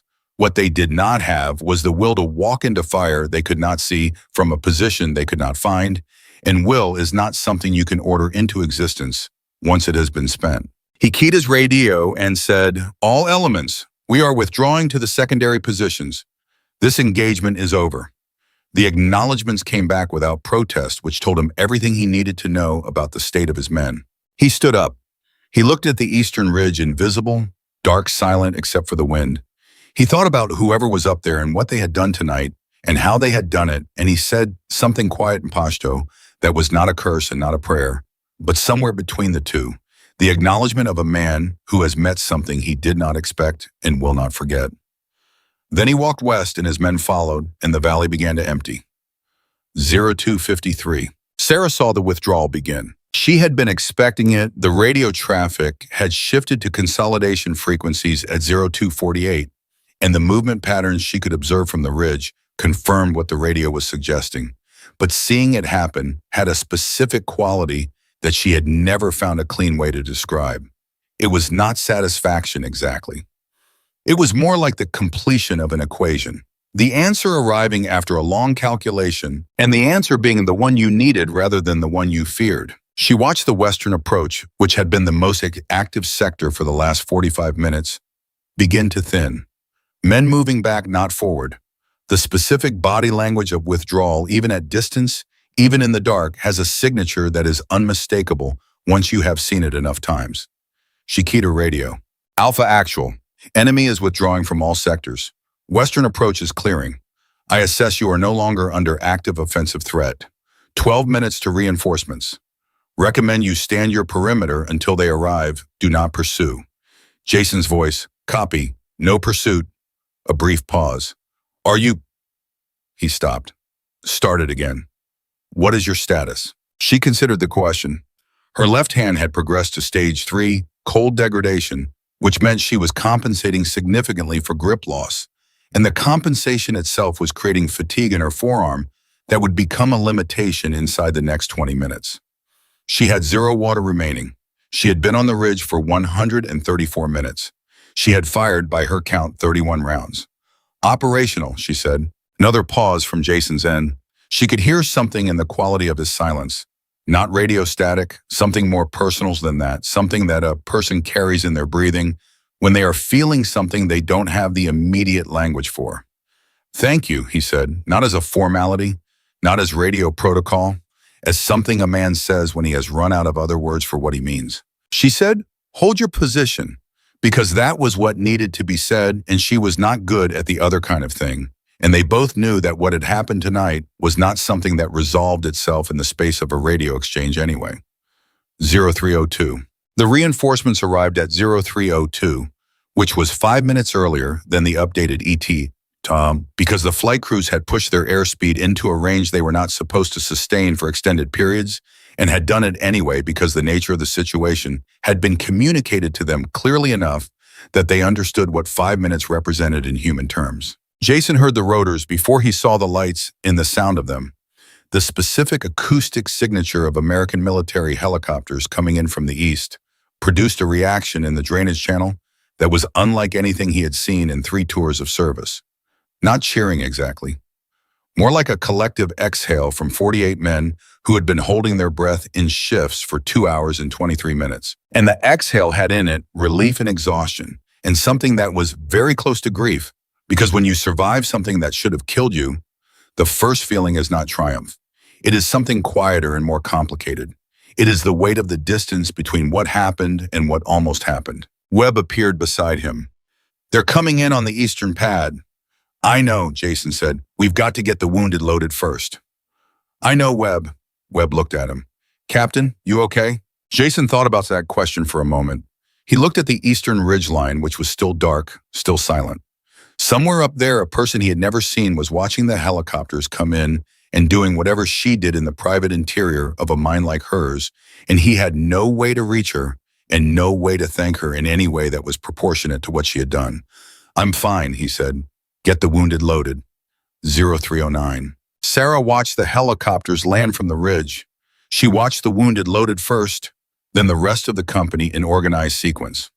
She watched the channel empty over the course of 7 minutes, and she watched the helicopters lift and move east, and she watched until their lights were indistinguishable from stars. And then there was nothing in the valley below except the darkness and the settling quiet of a place where something enormous had happened and was now over. She had been on the ridge for 150 minutes. She disassembled the rifle. She packed the kit. She checked her sidearm. She took her bearings for the extraction point, which was the dry riverbed where she had landed 2 kilometers east, and she began to move. The walk took 38 minutes because the terrain was rough and the dark was total, and she was tired in a way she did not acknowledge to herself until she was moving. And the sustained stillness of the last 2.5 hours resolved into motion, and the motion let her body report what it had been holding back. Her left hand hurt. Her right knee, which had an old ligament issue that flared in cold weather, was reporting its presence with the insistence of something that had been ignored for too long. Her back carried the weight of the kit and the hours in the same position, with a dull, comprehensive ache that she filed as background information. She walked. At 0347, she reached the extraction point. The vehicle was there. Davis was not. He had sent a driver, which was correct because Davis understood that after an operation of this duration and intensity, a debrief was not what was needed. What was needed was water warmth and the particular silence of a person who has been alone with something enormous and needs the space to put it down slowly rather than all at once. The driver handed her a water bottle without speaking. She drank half of it immediately, which was too fast, and made herself slow down for the second half. She got into the vehicle. She looked out the window at the dark as they drove. She thought about nothing specific. She was not built for the kind of retrospective emotional processing that other people did, automatically the replaying the feeling through the narration of events to yourself as a way of integrating them. She processed differently. She would know what tonight meant in about 3 days when it surfaced in a dream or in the quality of a particular silence or in the way she held a cup of coffee and found herself looking at a middle distance without knowing what she was looking at. Tonight, she was just tired and 31 rounds lighter. And the reason 48 people were going to call someone tomorrow who would be glad to hear from them. 0319 Fort Campbell. The call came to Tyler Brennan at 0319. Jason's voice on the other end, and Tyler had pressed the phone so hard against his ear that the edge left a mark on his jaw. And he said, "Hey." And Jason said, "Ho." "Hey." And for about 4 seconds, neither of them said anything else because neither of them needed to. "You good?" Tyler said finally. "I'm good," Jason said. "I'm on a helicopter. 7 wounded, none critical. Everyone else is walking. Everyone. Everyone." Tyler put his back against the wall and looked at the ceiling of the corridor and breathed. He breathed for a long time longer than breathing required until the thing behind his sternum that had been compressed for 3.5 hours began to ease. "Jason," he said. "Yeah." The asset they sent, the one who, he stopped, started again. Did you know who it was? Did you get a name? A pause from Jason's end. The rotor noise behind him. No, never got a name. She never gave one. But it was one person. One person, Jason confirmed, and his voice had a quality in it that Tyler recognized as the voice of a man who has seen something that exceeded his existing categories and is still in the early stage of building new ones. One person for the whole thing, start to finish. Tyler closed his eyes. I know who it was, he said quietly. What? I know who she is. He opened his eyes. I can't tell you right now, but when you get back, when you debrief, ask them. Ask who Phantom 5 is. A long pause. Phantom 5, Jason repeated. Yeah. You know her. Tyler thought about that for a moment. He thought about what knowing means, whether having torn someone's field manual in half and thrown them off a bar stool constituted knowing them, whether standing on the wrong side of an equation for an entire night and only understanding it from the outside counts as knowledge. I thought I did, he said. I was wrong about basically everything. Jason was quiet for a moment. The rotors, the wind. Tyler, what did you do? It was the question, and Tyler knew it was the question, and he had known since 0029 that it was coming, and he had been thinking about the answer for the last 3 hours, and the answer he had arrived at was the only honest one available to him. Something I can't undo, he said. Something I'm going to have to find a way to live with. Jason didn't respond to that. He understood his brother well enough to know when a thing needed to be said and then left alone, and this was one of those things. I'll be back day after tomorrow, Jason said. We'll talk. Yeah, Tyler said. We will. The call ended. Tyler stood into the corridor. Deeks had fallen asleep on the bench against the wall, genuinely asleep, sitting up, head back, in the way that combat soldiers sleep when sleep becomes available completely and without transition. Tyler looked at him for a moment and then looked away. He thought about Sara Kincaid driving back from wherever she was coming from in the dark alone, with 31 rounds spent and 150 minutes of ridge behind her, and not a single person in the vehicle who understood what she had just done or what it had cost her to do it. He thought about the $20 bill she had left on the bar for Pete's trouble. He thought about the way she had buttoned the top button of her jacket before she walked out of Murphy's Tavern, that small, precise, self-contained gesture that he now understood was not composure adopted for the room, but composure that was simply native to her, the natural state of a person who had spent years being exactly who she was, in spaces that had no frame for it. He sat back down in the plastic chair. Outside, the sky was beginning to lighten in the east. Not full dawn yet, not even close, but the particular dark blue that comes before gray, the color of a night that has decided it is finished. 0351. Sarah's vehicle crossed back onto the Fort Campbell perimeter at 0351. The base was quiet in the way that bases are quiet at 4 in the morning, not empty, never empty, but reduced to its essential frequencies. The duty shifts, the perimeter patrols, the particular hum of an institution that never fully sleeps but breathes differently in the pre-dawn hours. The driver pulled up to the building Sarah had designated, which was not the administrative block and not the barracks, but a third location that existed on base maps under a designation that meant nothing to anyone without the clearance level to decode it. She got out, she took her kit, she told the driver she was done with him for the night. She went inside. She put the kit down on the table she had built her loadout on. Was it only 5 hours ago? It felt geological, like something that had happened in a different era, and she sat in the chair beside it and looked at her left hand. The numbness had resolved into a deep, comprehensive ache. She flexed the fingers one by one, slowly assessing the range of motion, confirming that the degradation had not progressed to the point where there was structural damage. There wasn't. There was damage of the temporary kind, the kind that sleep and warmth and time would address, and she filed that assessment and set it aside. She looked at the wall. She thought about Jason Brennan's voice on the radio saying thank you in the way that meant something more than thank you. She thought about 48 men who were on helicopters right now instead of in the ground. She thought about none of the other things. Not the bar, not Tyler Brennan, not the beer-soaked manual. None of that was relevant to what had happened on the ridge, and what had happened on the ridge was the only thing she had the energy left to carry. She sat in the chair. After a while, she leaned her head back and closed her eyes. She was asleep in less than a minute. In the valley in Helmand Province, the sky was beginning to lighten. The drainage channel was empty. The fire base was beginning the complicated process of accounting for a night that had not gone the way anyone on either side had planned. The western approach where Zahir's men had pushed and stalled and pulled back showed the marks of the engagement in the way that ground always shows the marks of what has happened on it. On the eastern ridge there was nothing. No brass, no equipment, no indication that anyone had been there at all. She had policed everything. She always did. The ridge was empty and clean, and the wind moved across it in the early morning, the way wind moves across any ridge, indifferent, continuous with no memory of what it had moved through the night before. But the valley below it was different than it had been at sunset, and 48 men were alive. And those two facts were connected by a single thread, invisible as the wind running from the eastern ridge to the drainage channel and back again, held in place by 31 rounds in 150 minutes, and a woman whose name nobody in that valley would ever know.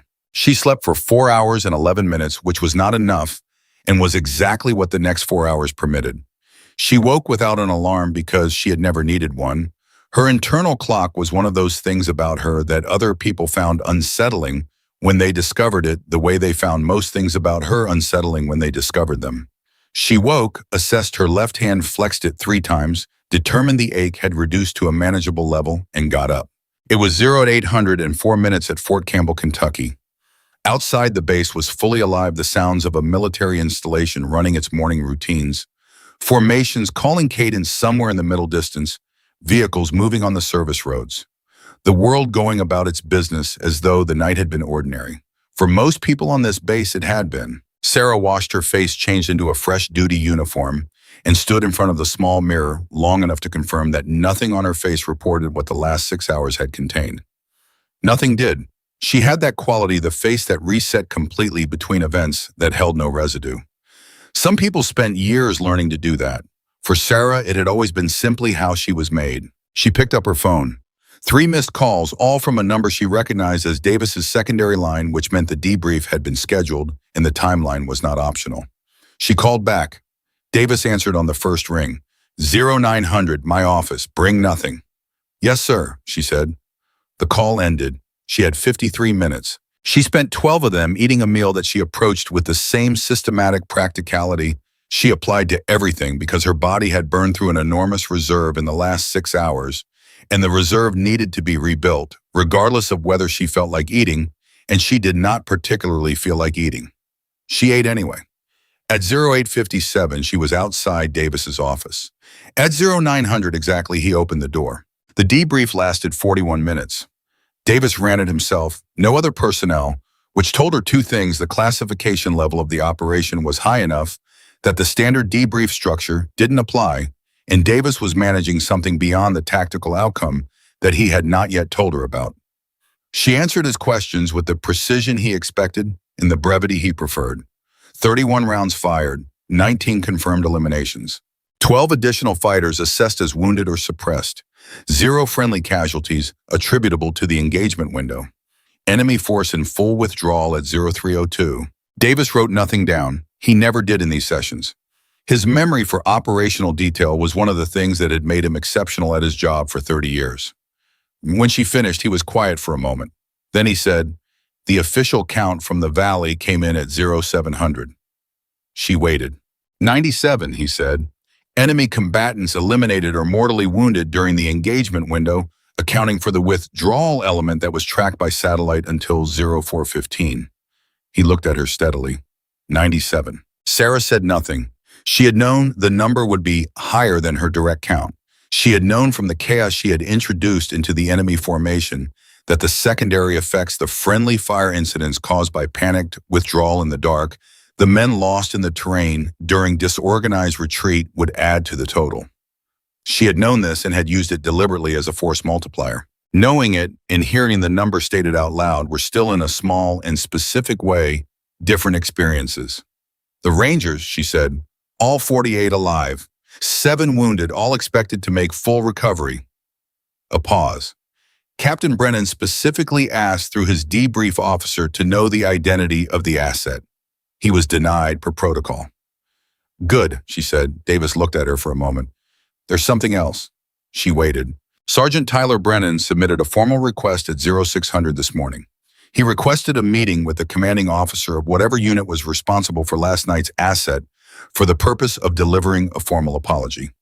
Davis paused. He also submitted an incident report on his own conduct at Murphy's Tavern last night, self-reported, unprompted. Sara was quiet for 3 seconds. Then, that was his choice to make. Yes, Davis said, it was. He studied her. He knows it was you. He figured it out last night before the reinforcements arrived. I know, Sara said. Davis raised an eyebrow, just slightly. You know, he's not stupid, she said. He's careless. Those are different things. She paused. He saw what he needed to see when he looked at me last night. He chose not to see anything else. That was carelessness. Once the context changed, he would have put it together. He's a ranger. They don't stay wrong once they have enough information. Davis looked at her for a long moment. What do you want to do about his request? Nothing, she said. I don't need an apology from him. He needs to give one. That's his business, she said. Not mine. Davis held her gaze. He had known Sara Kincaid for 7 years, and he had learned across those years the specific shape of her silences. Which ones meant she was processing, which ones meant she had finished processing and arrived at a conclusion, and which ones meant she was saying something by not saying it. This was the third kind. All right, he said, you're stood down for 48 hours. Medical will want to look at the hand. It's fine. Medical will want to look at the hand, he repeated with the particular patience of a man who has learned that repeating himself is sometimes the only available tool. Yes, sir, she said. She stood up. She buttoned the top button of her jacket. She walked out. 0943. Tyler Brennan had not slept. He had gone back to the barracks at 0430 after the duty office released him, and he had lain on his bunk with his boots off and his eyes open and the ceiling above him doing nothing useful. And he had stayed there until 0600 when he got up and went to the administrative office and submitted the 2 documents he had been composing in his head for the previous hour and a half. The incident report was the harder one to write, not because he didn't know what to say, but because saying it required a degree of self-confrontation that he had been, by his own admission in the document, systematically avoiding for years. He wrote it plainly. He wrote what he had done and why he had done it and what he had believed when he did it, and he did not soften any of it, because softening it would have been the same dishonesty wearing different clothing. Deeks had found him at 0645 outside the administrative building, sitting on the steps with a cup of momps that had gone cold. Deeks sat down beside him without being invited and without speaking for a while, which was still one of the more remarkable things Deeks was capable of. You submit something, Deeks said eventually. Yeah. About last night, about the bar. Tyler looked at the cold coffee. About what I am when I think nobody important is watching. Deeks was quiet for a moment. That's a hard thing to write. It should be hard, Tyler said. If it wasn't hard, it wouldn't mean anything. Deeks nodded slowly. He turned the cup in his hands. The guys are going to want to know what's happening, about Jason, about all of it. Jason's fine, everyone's fine. Tyler paused. What I told them about the supply clerk, what I said in the bar. What I did, that's on me to correct. Not because I got caught, because it was wrong when I did it, and I knew it was wrong when I did it, and I did it anyway. Deeks said nothing. She was sitting there reading, Tyler said. That's all she was doing, reading a field manual in a bar. And I made a choice about what kind of person does that, and I acted on the choice, and the choice was completely wrong in every direction. He finally looked at Deeks. You thought it was wrong too. You just didn't say anything. Deeks held his gaze. No, he said. I didn't. That's on you to figure out, Tyler said. I can only work on mine. They sat on the steps for another few minutes. The morning had fully arrived by then, clear and cold, the kind of October morning that feels like a pronouncement. Tyler drank the cold coffee because throwing it away seemed like one waste too many on a morning that had already accumulated enough of them. 010:15. Jason Brennan landed at Fort Campbell at 010:15, which was 40 minutes ahead of the revised schedule because the flight crew had once again pushed their airspeed into ranges they were not supposed to sustain for reasons that were by this point simply the established character of the night's operations. The wounded were transferred to the medical facility. The rest of Alpha Company was directed to debrief in sequence, which would take most of the day. Jason debriefed for 2 hours and 19 minutes. He was thorough, precise, and he told them everything exactly as it had happened, including the radio communications from the asset, including the fact that the asset had self-identified only as a friendly, had given no name, had operated throughout on a classified frequency, and had at no point behaved in any way that suggested she was operating outside a framework she had complete confidence in. When the debrief officer asked him to describe the asset's effectiveness, Jason was quiet for a moment. He had been thinking about how to answer this question since 0229 on the ridge, and he had not arrived at an answer that felt proportionate because there wasn't one. Proportionate answers exist when the thing being described fits inside existing categories. This did not. She changed the battle, he said finally. Not gradually, completely. From the moment she came on station, the entire dynamic of the engagement shifted. An assault force of nearly 200 fighters with heavy weapons, with a commanding position with established firing lines, she took all of that apart, alone, in the dark, over 150 minutes. He paused. I've been a soldier for 6 years. I've worked with exceptional people. I don't have a frame for what she did last night. I don't think the frame exists yet. The debrief officer wrote something down. One more thing, Jason said. Go ahead, Captain. I want it on record that whatever she's classified as, whatever her official designation is, whatever the Army thinks she is, she's more than that. Whatever the highest category is, she's above it. He met the debrief officer's eyes. Make sure that gets to whoever needs to see it. Understood, Captain.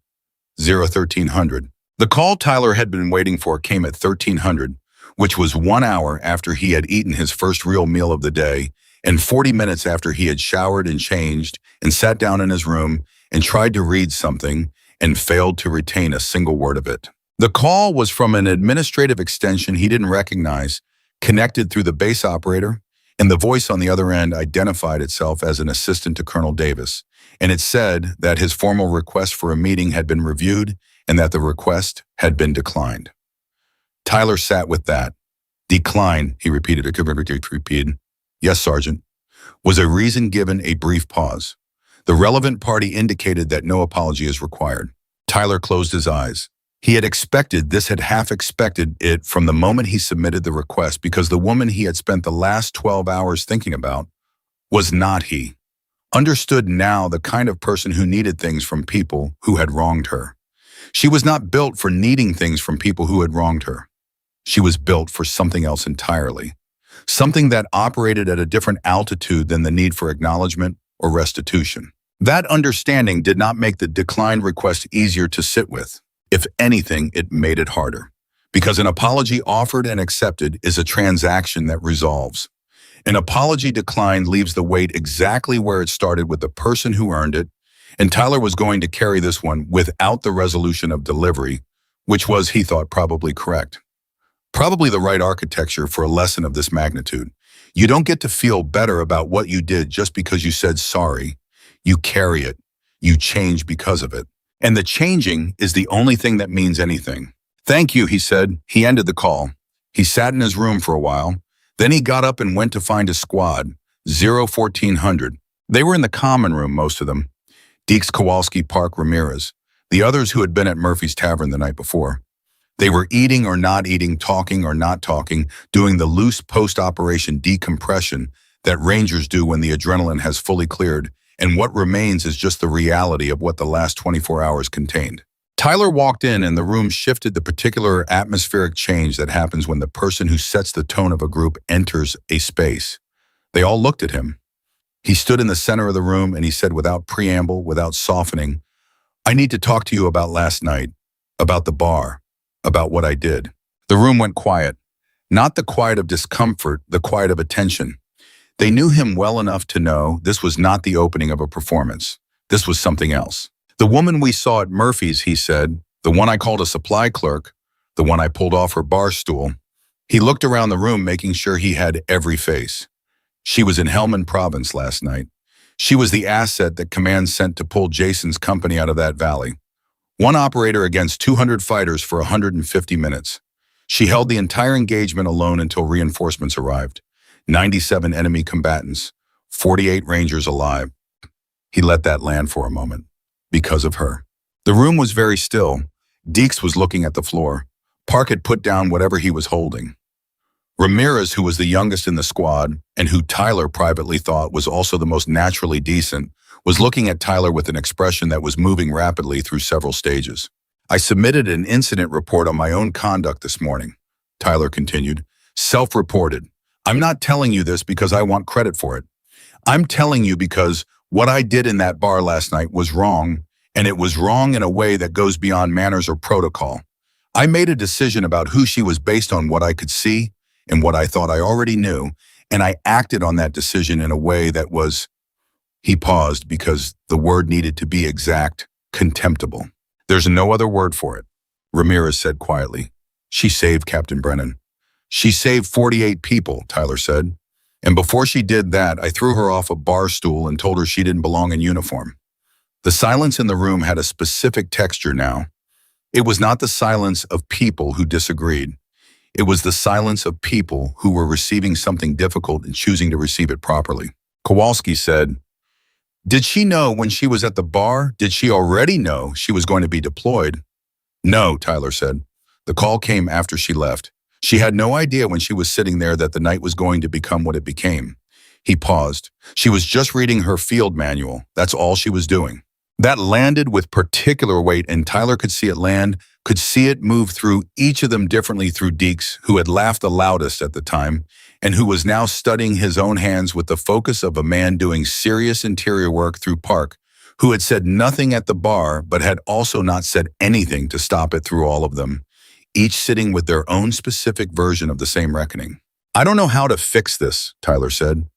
"She declined the apology, so I'm going to carry it, and I'm going to change because of it, and that's what I'm asking each of you to do as well. Not for her sake, she doesn't need anything from us. For your own. Because the person you are when you think it doesn't matter is the person you actually are." He stopped. He looked around the room one more time. Nobody said anything for a while. Then Ramirez said, "What's her name?" Tyler looked at him. "I don't know her name. Not her real one, eh?" He paused. "She's classified. She goes by a designation." "What designation?" Tyler was quiet for a moment. Then Phantom 5. The name sat in the room. Deeks looked up almost his hands.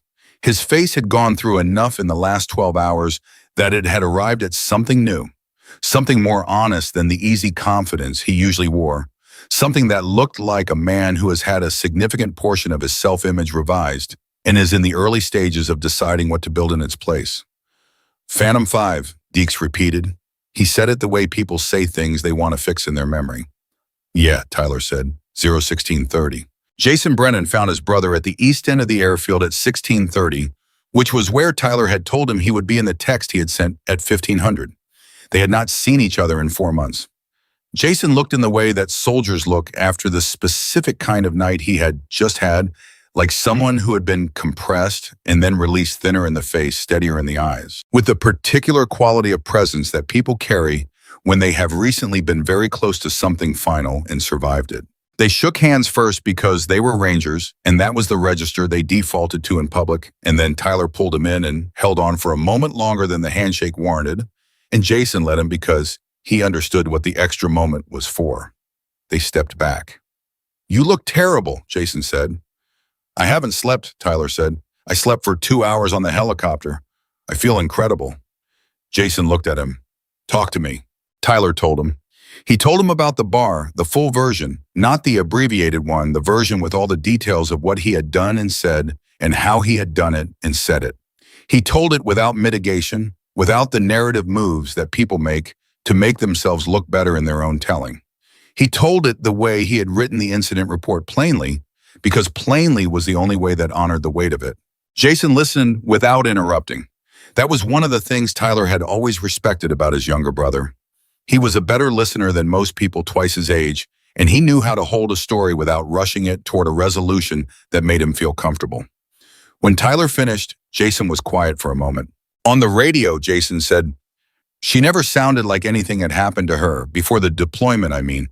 She sounded," he searched for the word clean, like she came into that night without any of it. She probably did, Tyler said. Not because it didn't happen, because she doesn't carry things the way we do. She processes differently. How do you know that? Tyler thought about the bar, about the $20 bill on the counter, about the button at the top of the jacket. Because I watched her not react to something most people would have reacted to very loudly, and then she walked out and did her job. He paused. She didn't need to process it. She had already put it somewhere. Jason looked at him. She saved my company, Tyler. 48 people, including me. A pause. And before she did that, you... I know, Tyler said. How do you sit with that? Tyler looked at the airfield. He looked at it for a while before he answered. Badly, he said. You sit with it badly, and then you figure out how to be different because of it, because that's the only thing you can actually do. Jason nodded slowly. He understood that. He was at his core a man who believed in the primacy of what you did with what you learned over what you felt about having learned it. She's still here, Jason said. On base. I don't know. Probably not for long. People like her don't stay in one place. Do you think she knows, Jason said, that it was your brother, that the company she was protecting? Davis told me she knew before she deployed, Tyler said. He told her Jason was Alpha Company's captain. He paused. She already knew who Jason was when she said yes. Jason absorbed that. He stood with it for a moment with the specific stillness of a person letting something fully arrive. She knew it was your brother, he said very quietly. And she went anyway. She went anyway, Tyler said. Not for me, not for you, because people were dying and she was the person who could do something about it. 01751. Sara was in the supply warehouse. Not because she had been ordered there, not because anyone expected her to be working during her 48-hour stand-down. She was there because the supply warehouse was where she worked officially, and because the rhythm of ordinary things was for her the most reliable way to re-enter the world after operations. She was doing inventory, actual inventory, the counting and cataloging of equipment with the same focused attention she brought to everything. And the counting was a kind of meditation, a way of letting the mind move through simple, reliable numbers until the larger and less simple things settled to a manageable depth. She was on row 7 when she heard boots on the concrete floor behind her. She did not turn around immediately. She noted the sound, one-person male, heavier build, moving at a deliberate pace that was not casual, but was not aggressive, and she finished writing the number she was writing before she turned. Tyler Brennan was standing at the end of the row. He was in his duty uniform, and he looked like a man who had not slept, and he was holding his cover in both hands in front of him, with the specific posture of a person who has thought very carefully about what they are doing and has arrived at the conclusion that they are going to do it anyway, whatever the reception. Sara looked at him, the same look she had given him in the bar, not cold, not warm, simply accurate, taking in information. Sergeant, she said. Specialist, he said, and the word came out with a slight catch in it because they both knew what the word meant and didn't mean, and the knowing was in the room with them. He said, I know you declined the formal request. I did, she said. I'm not here to override that, he said. I'm not here to make you accept something you don't want. He held her gaze. I'm here because I needed to look at you, not because it'll make me feel better, it won't, but because what I did was done to your face, and I think I owe you the honesty of saying what I'm going to say to your face. Sara said nothing. She was watching him with the quality of attention that she brought to things she considered worth attending to, which was not nothing. I was wrong, he said. Not wrong in a small way. Wrong in a way that tells me something about who I am when I'm not paying attention to who I am. I made you into something manageable. Something I had a box for because the alternative was to actually look at you, and actually looking meant possibly seeing something that complicated my picture of myself. He paused. You complicated it anyway, just later, and at a much higher cost. The warehouse was quiet, the sound of the bass outside muffled by the walls, the hum of the fluorescent lights above them. I know my brother is alive because of you, Tyler said. I know 47 other people are alive because of you. And I know that none of that had anything to do with what I did or didn't do in that bar. You would have gone regardless. You went because that's who you are. Not because of me, not despite me.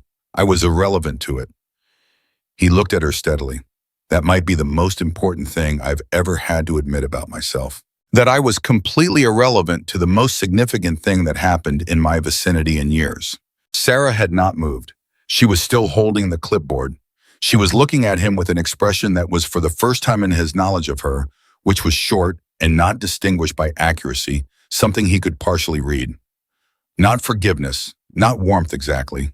Something more like acknowledgement, the recognition of a man who has arrived at a true thing by a hard route and is presenting it without decoration. She said, "You were right about one thing." He waited.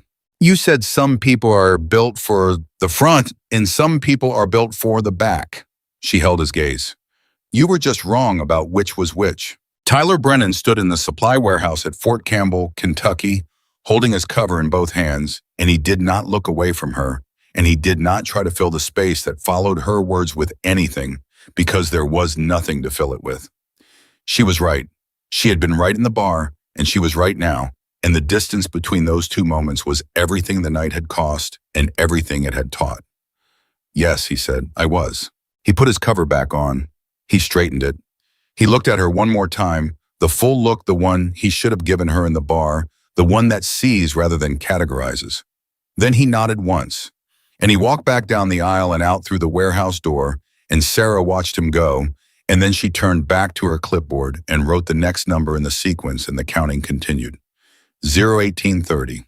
Deeks found Ramirez at the motor pool and said without explanation, "I've been thinking about last night." Ramirez looked at him. "Me too," Ramirez said. Deeks nodded. He didn't say anything else. He didn't need to. Some lessons arrive all at once, and some arrive in stages. And the ones that arrive in stages are the ones that actually change you because they give you the time to integrate each piece before the next one comes. And what Deeks was doing at the motor pool at 1830 was integrating. And Ramirez understood that, and they stood together for a while without talking, and that was enough. At the medical facility, the 7 wounded Rangers from Alpha Company were distributed across 3 rooms. Most of them were awake. Most of them were talking to each other, to the nurses, to the particular kind of silence that settles in medical facilities, and that soldiers learn to talk into rather than at.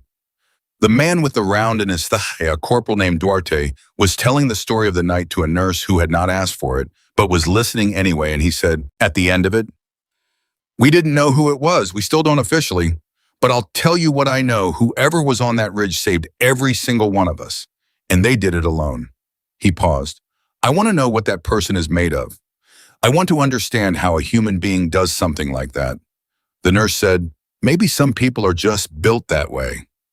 Duarte thought about that. "No," he said, "nobody's just built that way. You build yourself that way. Every day, every choice, everything you decide matters when nobody's watching. You build yourself toward that, or you don't." He looked at the ceiling. She built herself all the way. Sara left the supply warehouse at 1900. She walked to the parking lot, unlocked her truck, and sat for a moment with both hands on the steering wheel. The same position, the same pause, the same truck as the night before. 23 hours ago, she had sat here and received a phone call that changed the shape of everything that followed. Tonight, the phone was quiet. She looked at the passenger seat. The fresh field manual was there, identical to the one that had been destroyed.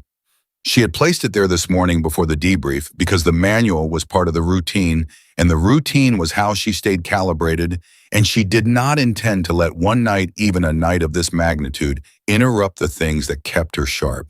She picked it up. She opened it to the page she had been reading at the bar. She read. The base moved around her in the evening light.